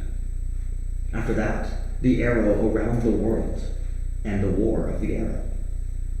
An entire god slain in an arrow shot quite literally in circumferential all the way around the planet, gaining enough velocity to pierce directly through his body. And he falls and collapses on some mountain, leaving a giant ravine behind. And then next, the period of cruel darkness. The rise of an individual depicted only by black ink. There are no features. It is just darkness. Some kind of god, maybe. Or some other evil out in this multiverse. But the name underneath that, Metasailus. And then, the Battle of the Dracos. Giant dragons fighting in the sky over Aelithia. Depictions of Bahamut and Aeris and other gods fighting off dragons. Hordes and hordes of dragons. And then the collapse of one of these larger dragons into the sea that you would all now call the Forbidden Strait. A sea that once did not have whirlpools and choppy waters, but now, ever since that moment, has spiraling, destructive power. And then after that, the retribution, Aelithia's return from the heavens, administering punishments to the gods that betrayed her will and her command. Then the Thriving, a period of peace and regrowth and rebuild following the Centrum Wars. And then Year Zero, the creation of the Hotenman Empire and the start of modern civilization. The reconquest of civilization, where countries rise to power, empires are built and created, and wars break out. And then the fall of Calderon. A massive city, beautiful as it is, broken as it rises from the surface of the planet, but never completed its full descent before cracking in half and descending into now a newly formed split continent. What was one massive landmass of Hodo-Phenoria is Hotan and Phenoria, their respective continents, in the Narrows. And then, all of detailed modern history, in very, very fine detail, proceeds the next 7,500 years, up until you reach the end of this mural, to where you see an individual, much like yourself, staring at a mural, and that individual staring at another mural, and another mural, creating an infinite void of just modern history, as it is right now. That's really cool. This is knowledge. The knowledge that you have. As far as I'm concerned, no other record of precise knowledge exists anywhere else. That is, yeah, holy cow, that's a lot. Yes, it is quite a lot to take in. Is everybody here? No, it's just Rachel. You guys are all here. So this is out of character. Yeah. Specifically, you said that I'm kind of know that it feels weird that the creation was said 10,000 years ago. Yes, so if you recall from modern history that all of you would know from Aelithia, the Centrum Wars is a period of time believed to be 100,000 years long, and that the creation of the world was some 200 plus thousand years ago, but then this mural depicts differently. It's interesting because this is not what I was. No, I mean, from what we know, that reading history books about like Central War and other things like that, it was like large, greater periods of time, like 200,000 years ago is when the creation happened, not 10,000. Yes, that is a common misconception.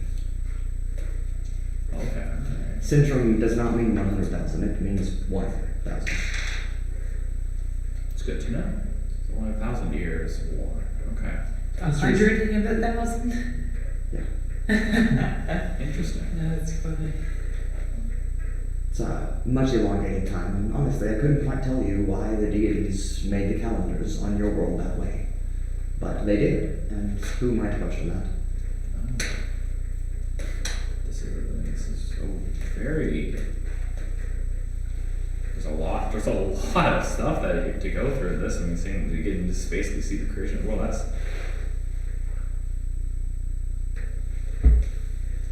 That's a lot. Yes. It will take some time to process, so I'll leave you to it. I'll stand over here, and whenever you're ready, I'll continue the tour. To the rest of you guys, what are you all doing? I mean, I know Flint and Trixi are reading, but everyone else. Reading and writing. Yes, reading and copying. With Because I ain't. With Priest Aeroform standing there menacingly and just looking over you. and the janitor named And Zuzar Longfellow. Lockfellow. Longfellow. Longfellow. Call him Longfellow anyways, it was funny. Urogar looking for Long stealable magic items. Long dick? Okay.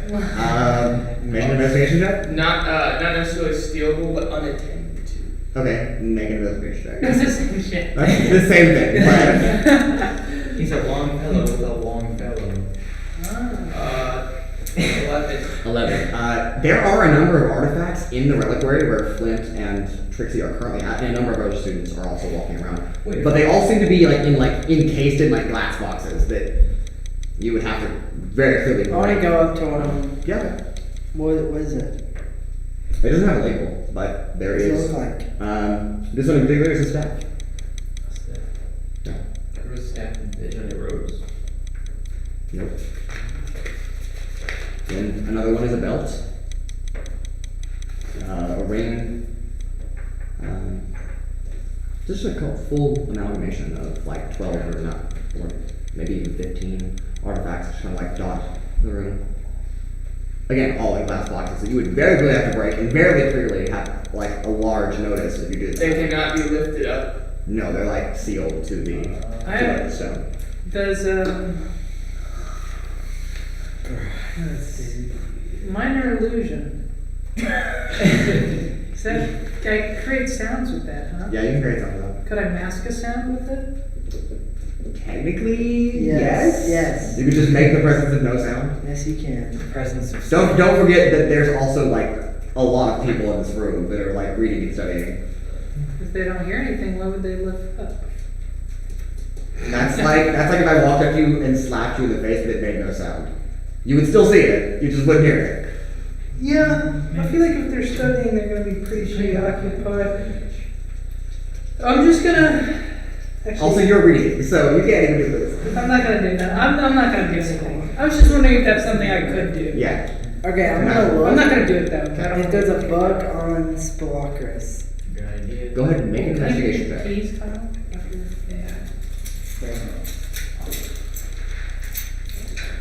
Jared, what are you looking for?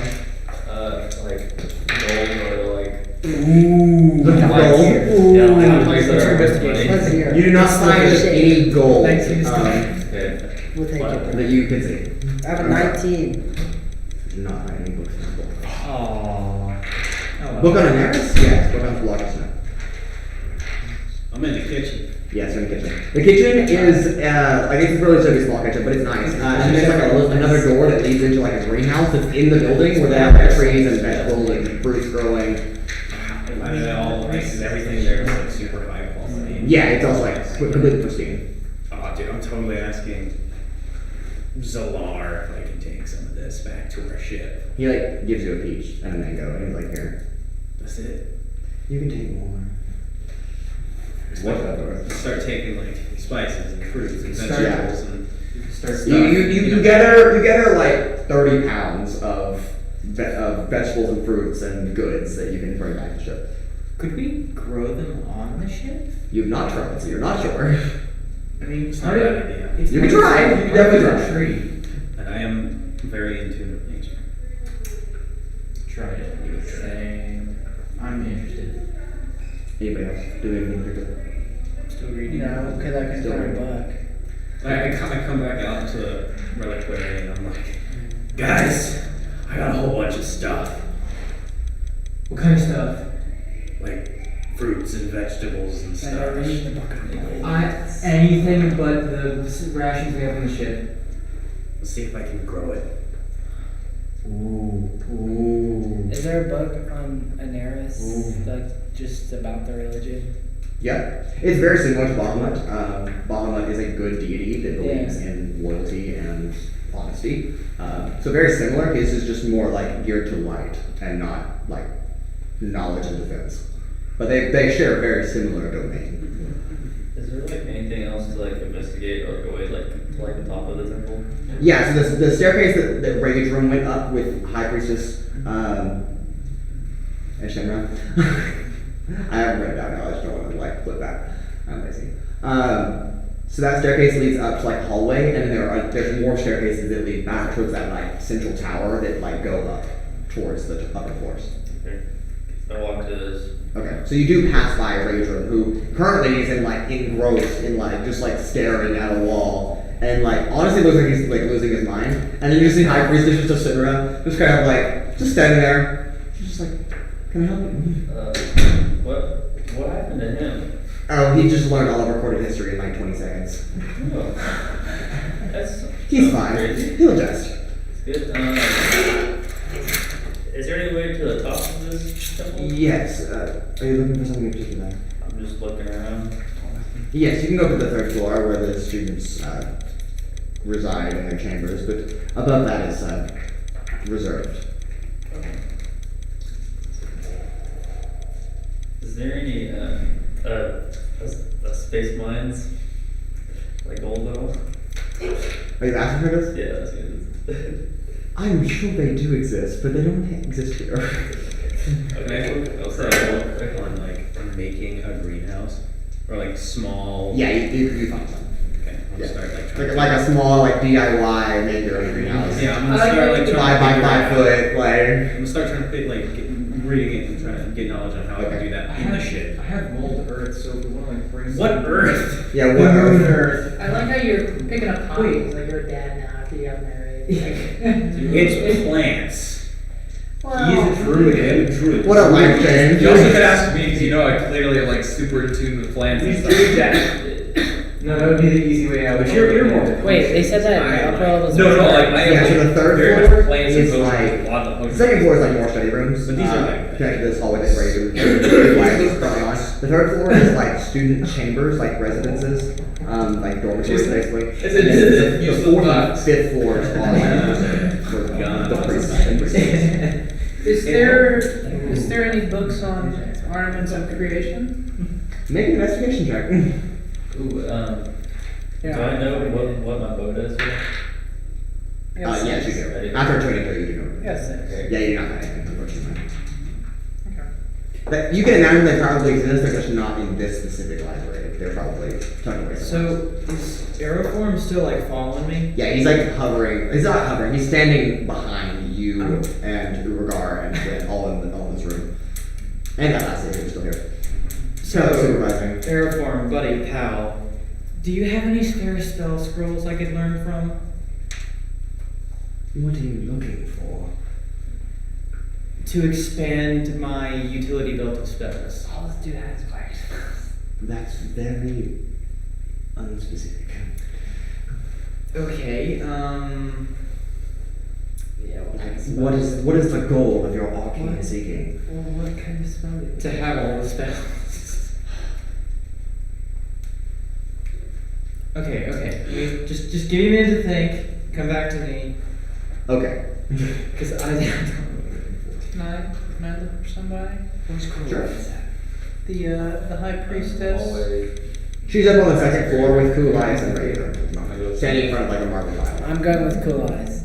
So you go up to cool eyes? Okay. I'm also. Okay, the two of you, and Aeroform stays in the room with Urogar and Trixi, but High Priestess. I like to ask Shenron. her a question about. Okay. Hey, Miss High Priestess. And Shenron is fine. Is she- If High Priestess is easier, I understand. Hi, He gets nervous around pretty woman. High Priestess. Thank you. What do you? Is there any books on the artifacts of creation? Armaments. Ornaments of creation? And why would you need those? Are we all in the same room? No. Like, us We- three. Raudrem and Cool Eyes and Atlasia and Flint. Do I hear this or am I still kind of contemplating? By now, yes. You're like, okay, that's a lot, but I'll deal with it later. We need to expand I was- our knowledge I of was this just, world. And the ornaments of creation are part of the history of the world. I got this. I don't think you do. We heard a lot about them, and we just wanted to fact check, so we're just looking for some books on them. Yes, we do have them. What would they be? But, and I mean no disrespect, but I do not even have the authority to hand out such books. Oh. They are in the vault, along with a number of other extremely rare texts that only NRS can open. I assume that's in like the basement. It's actually not, but Where is it? Is that on the well, I wouldn't floor? tell you. I know. Yeah. Still, it does Neris, when does he come to visit? It's very irregular. He just arrives when he sees fit and departs when he sees fit. You know, that wouldn't be on the restricted floors that you're talking about. You know, these are like office spaces. And like access to the bell towers and things. Okay. Let me go find Trixi. You go back down the staircase to the first floor. Hey, Trixi, there's a vault. Aeroform is right there! No, he's No, supervising. He's supervising. He's standing right there. Oh, well then Okay, you done saying? I pretend Okay. like I didn't hear anything. I just keep. Aeroform doesn't say anything either, so I'm say it doing loud. fine, because I'm really trying to decide what spells I want to try to find. Airform has like this telepathy, right? So you can't just like whisper it either. Aeroform, like, he speaks telepathically. Yeah. So, like, you just hear his voice in your head. Can you hear your thoughts too? You have no idea. Okay. Flint's like, I walk down and look for Trixi. I see him standing there. I'm like, yeah, okay. Raudrem, what are you doing at this moment? Having collected myself a bit, I'm just kind of like walking like. Let me waste my time. That was a lot to learn, definitely, right there. Yes, it is. Well, you said you had more you would want to show me? Yes. If you continue following me, she leads you upstairs, past the third floor, or past the continuation of the second floor, then the third floor, and then the fourth floor. She's like, Alright. Can I follow? with all due respect, restricted area, Starlight's only, Starlight, not Starlight. I got it. No offense, but Offense taken. okay. No, I'm not even there. I'm not even I know, there. you're right. Sorry for the lies. It's okay. There's just no space. And she leads you to.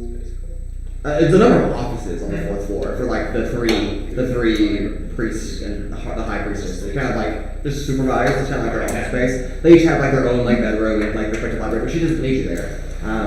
She like lets you look down over the chandelier and how it's like perfectly like in line with the teleportation circle.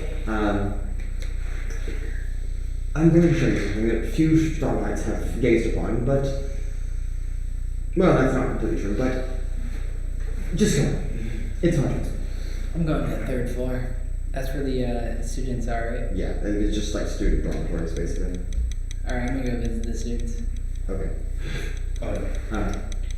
What? She takes a key out and unlocks some kind of mahogany door, pushes it open, and a smaller staircase spirals up the rest of the chamber to the fifth floor. And at the top, it's just kind of like a circular platform with windows that look out basically in every direction over just kind of the surrounding landscape where you can see your shell. And she just kind of looks up and just kind of like takes it in but doesn't say anything. But then she directs her attention directly above the window, would have been directly in line with the entranceway if you were still following it. And so you look directly across where like the thread of the chandelier is hanging, and there is a stand with a cloak that just kind of drapes behind it. This is a armament of creation. I noticed that you and your troop are carrying a number of them when you walked in.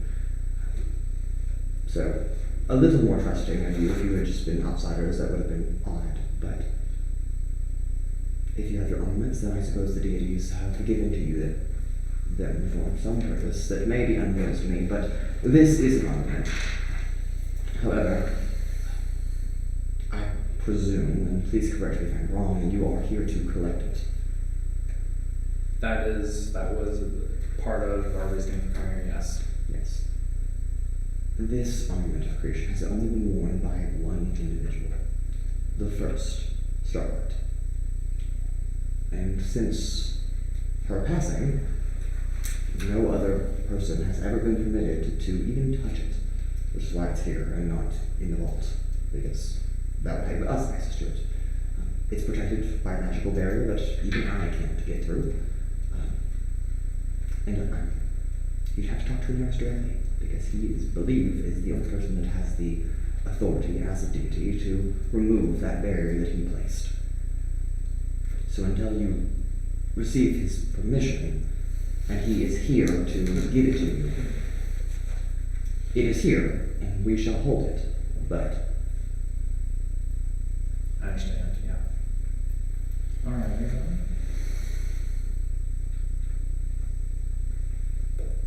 Thank you for showing me this. Of course. And the history of the world as well, I guess. Of course.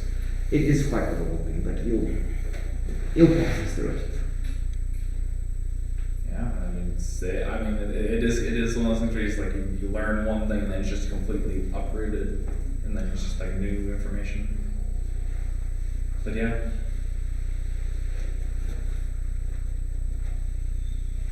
I guess it would be okay. I guess I don't know how like the light works here, like days, how long a day is here, or anything of that sort. It's a cycle. One revolution around Aelithia, which is about 24 hours, so roughly a cycle.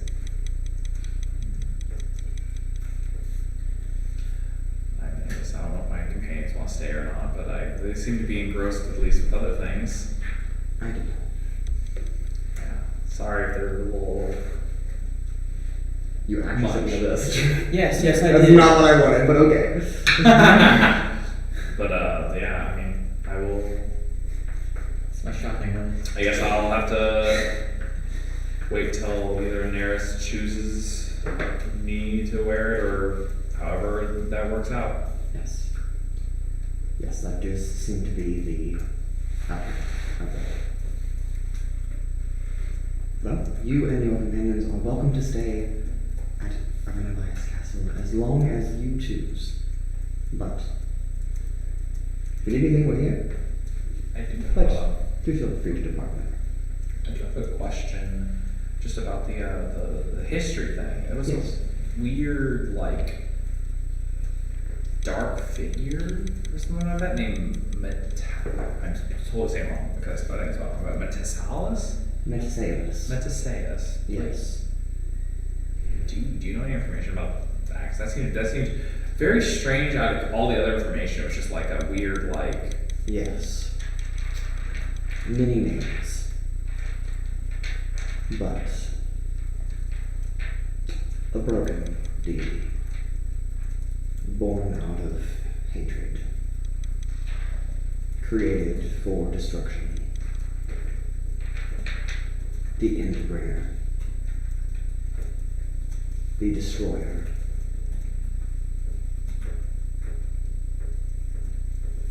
The Unspoken One.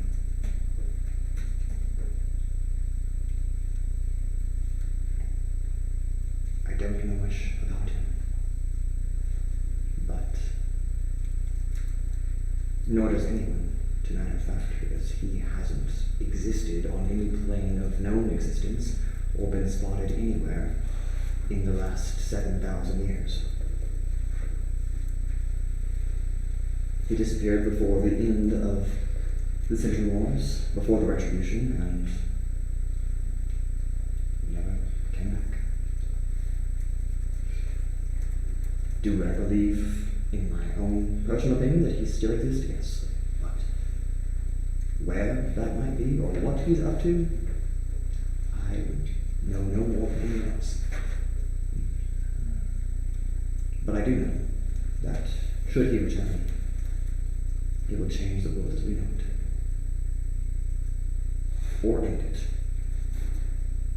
Yeah, I mean, I could kind of got that from the Endbringer stuff. Yes. A word of warning, or just advice. Don't go around mentioning that name to just anybody. You never know who's listening. I'll take that advice. That sounds good. Alright. My my companion's probably waiting also on me and stuff like that. Of course. Please, I'll escort you downstairs. And she'll lead you back down to the third floor, where Atlasia is. It's a bunch of student rooms, like, there's nothing really of interest here, just bedrooms. But at this point, after a couple minutes, you see Raudrem with High Priestess Shimmer come down, kind of step on the floor. Hello. Just getting a little feel for the layout of this place. Of course. Oh, if we did decide to actually stay here for a little bit of time, where would we be able to stay? She looks down the hallway at student corridors, and she just kind of like pushes like her two fingers out with her thumb extended, and the corridor just seems to extend by about 25 feet, and another door just appears at the end of the hallway. There. Thank you.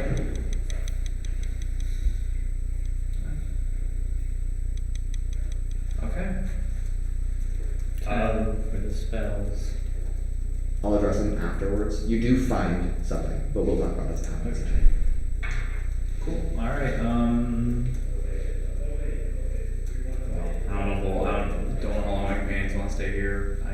Yes. I would want to stay here forever because I'd love to just read all the books in the library. Yes, of course. But also, I know we have our you're probably aware of our own things we have to be doing as well. Yes, so. No, I understand. If you and your companions have other matters to attend to, best of luck. I can escort you back down to the first floor. Would you come with kindly? Yeah, I'll follow. Okay. And the two of you follow back downstairs, back down to the first floor where everyone is kind of finishing up their task. You'll kind of be back in the central chamber corridor. What do you all do? So what did you find out?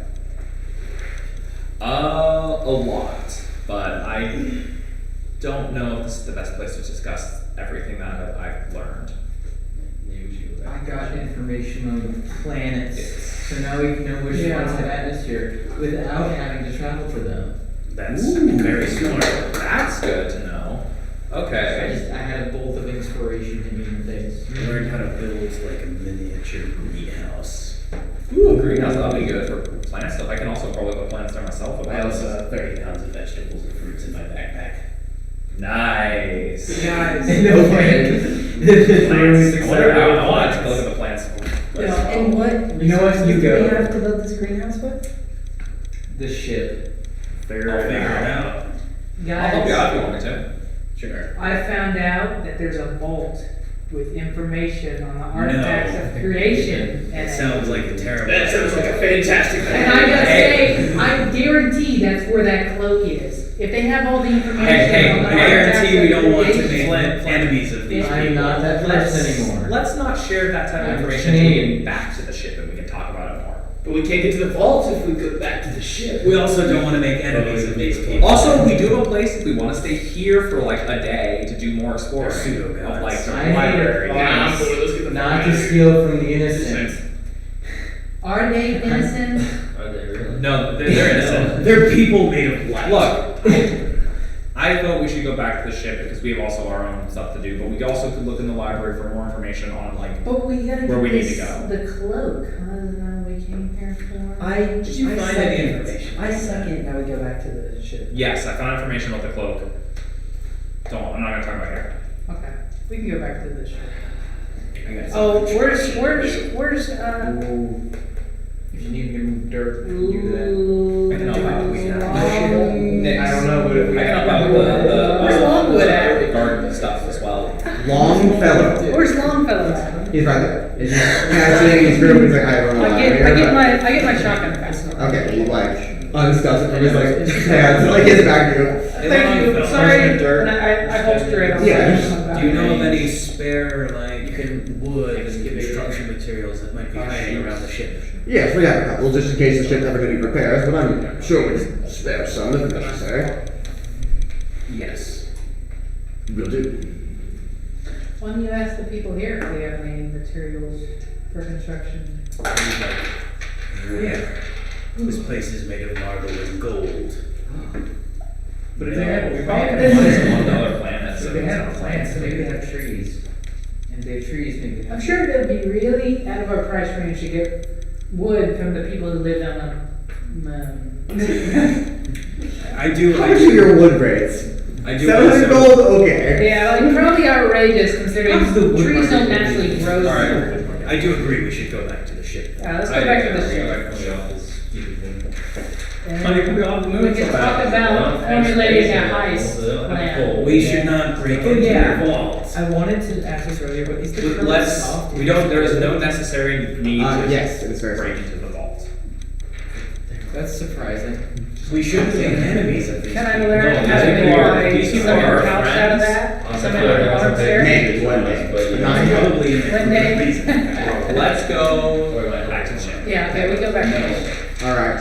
As each of you depart from the corridors of Renovias Castle, Raudrem, you are stopped once again by High Priestess Ashina.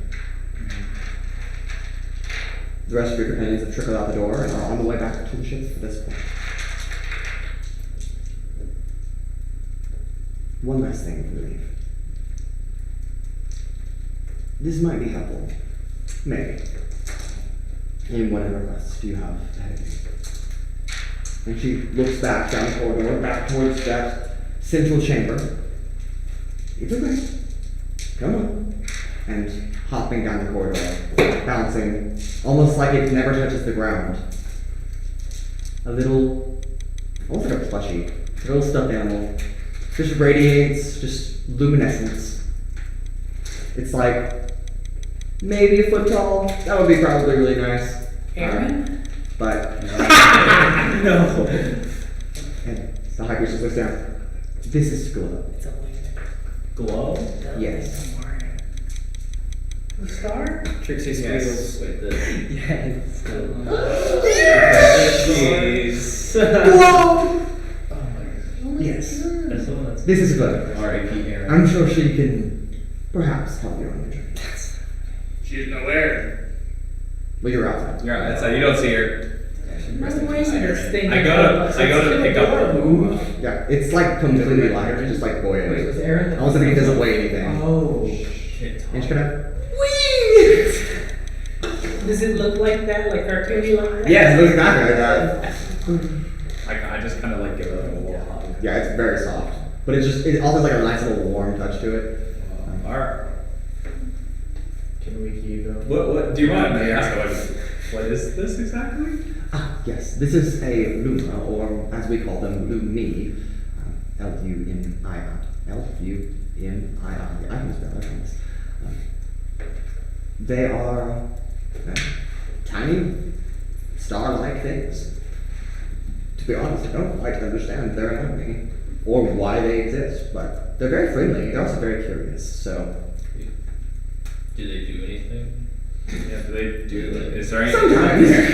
Is there anything I should be wary of or know about them that would probably be helpful? No, you'll figure it out. It's a surprise to us, obviously. That's exactly. Food. What do they eat? Anything we need to know about? As far as I'm concerned, they do not consume anything. They do like to eat, they don't require it. Interesting. They also sometimes cook, but Smoke? Oh. cook. Come on, Like what? each new is different. We got this one that puts us Like this. Just looking at the Luma. And then High Priestess Ashenra kind of walks you and Glow outside the doors that are still open. The party kind of walking, and she calls out to where all of you can hear. I do have one last question for all of you. Where are you headed next? Brawl? What? Raw? Brawl. Are you headed to Brawl? I look at my notes. Another What is this space in? for? It just says Rock of Brawl on it. It says Well, we Rock, we the don't. Rock of Brawl on it. We don't quite actually know, so I guess Brawl might be not a bad place to go. If you're looking for anything, that would be the place to go. Okay. Hey, we'll Why would appreciate they have that. no Yeah. information about it if it's that important. I'll tell you in a second. Is it B-R-A-W? B-R-A-L. Ah. Yeah, no W. Brawl. Brow. You can also say Brow, but Brawl. Brawl. Trixi, you quickly begin consulting your notes about the Rock of Brawl. It says the Rock of Brawl and then there's a comma in the writing that you've copied very well. And it says major spaceport and then another comma, floating asteroid in Astral Sea. Comma, location varies. As things in space generally. Yeah. Yeah. Do you know how we could locate it? Is it on the asteroid belt? We could probably ask If- our navigator. Map. Navigator, map. If you head from here, she just kind of like points off in a direction, that way, it'll be about 2.5 astronauts from here. The way your compass is that pointing in the Astronaut. I actually do pull out my compass. Was it pointing anywhere in particular from now? Or that way? It does kind of point that direction, where Yeah. she's thinking. So I think Okay, that's, yeah, that's sounds what good. I think. Thank you. Appreciate good info. Yeah. Thank you. It's a nice star. Man, look at us actually getting information. I know, I'm so proud of you guys. Yeah. Like, look, you go back to whenever I first joined. Like, You didn't say the person bring like, it. hold No, on. nothing at all. Can you speak Uma? Apparently it might be. It's so good. It is adorable. Yes, isn't it? What are your secrets? Also, it doesn't need to consume food, so if I miss Aaron. I do miss Aaron. Yes, I know. I'm sure we all. And then I'll replace Aaron. Rip Aaron. I'm gonna show Luma Simon this name. Okay. Luma's just kind of like, Luma's very curious, and so Glow just kind of like picks Doesn't up talk. your Yeah, so, hey snake. Simon, check out this new creature stuff. What is that? It doesn't talk.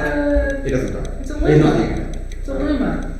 But the Luma, Ranger, are you holding the Luma? Right? Yeah. Okay. It kind of like wiggles out of your grasp and like hops down, like very gently, like floats, and then just like grabs your snake and then just like hugs it. Oh, that's so And sweet. Simon is like, I don't like this. I'm just like, Alright, it's okay, Simon. You can come This back. makes me uncomfortable. It's okay. I'm sorry I put He's you in invading my this personal This space. is a terrible thing. I don't like. Simon soothes the I wonder if Diastux Is it? knows anything. Dearest Dearest might know stuff about the I can't. I'll ask him later. Okay. Is I don't know. It's not considered an animal, right? So I can't This is do- not an animal. Okay, so I It's can't a creature of some kind, but it's not an animal. So I can't do speak with animals or whatever? You can try. We don't know. It Yeah. could work. Curious. Who knows? You should try. I really want you to try because I think it'd be interesting if you can. Wait. Alright, I'm gonna cast it. Okay. Well, we can pick up there next time. Oh. As all of you board the Spelljammer, And we jammed us some stuff. undock from whatever docking mechanisms was, and set sail and chart course for the Rock of Brawl, somewhere in distant, uncharted, at least for you, astral space. And that is our very first live stream, folks! Woo! We will see you next time, and we are so excited that you have joined us for this evening. You can catch us regularly on Fridays at 6 p.m. Central Standard Time at our channel at Arcane_Adventures on YouTube. And, well, I guess we'll see you next time. The adventure continues. We didn't do any combat today. No, we did not. That's probably going to be most of the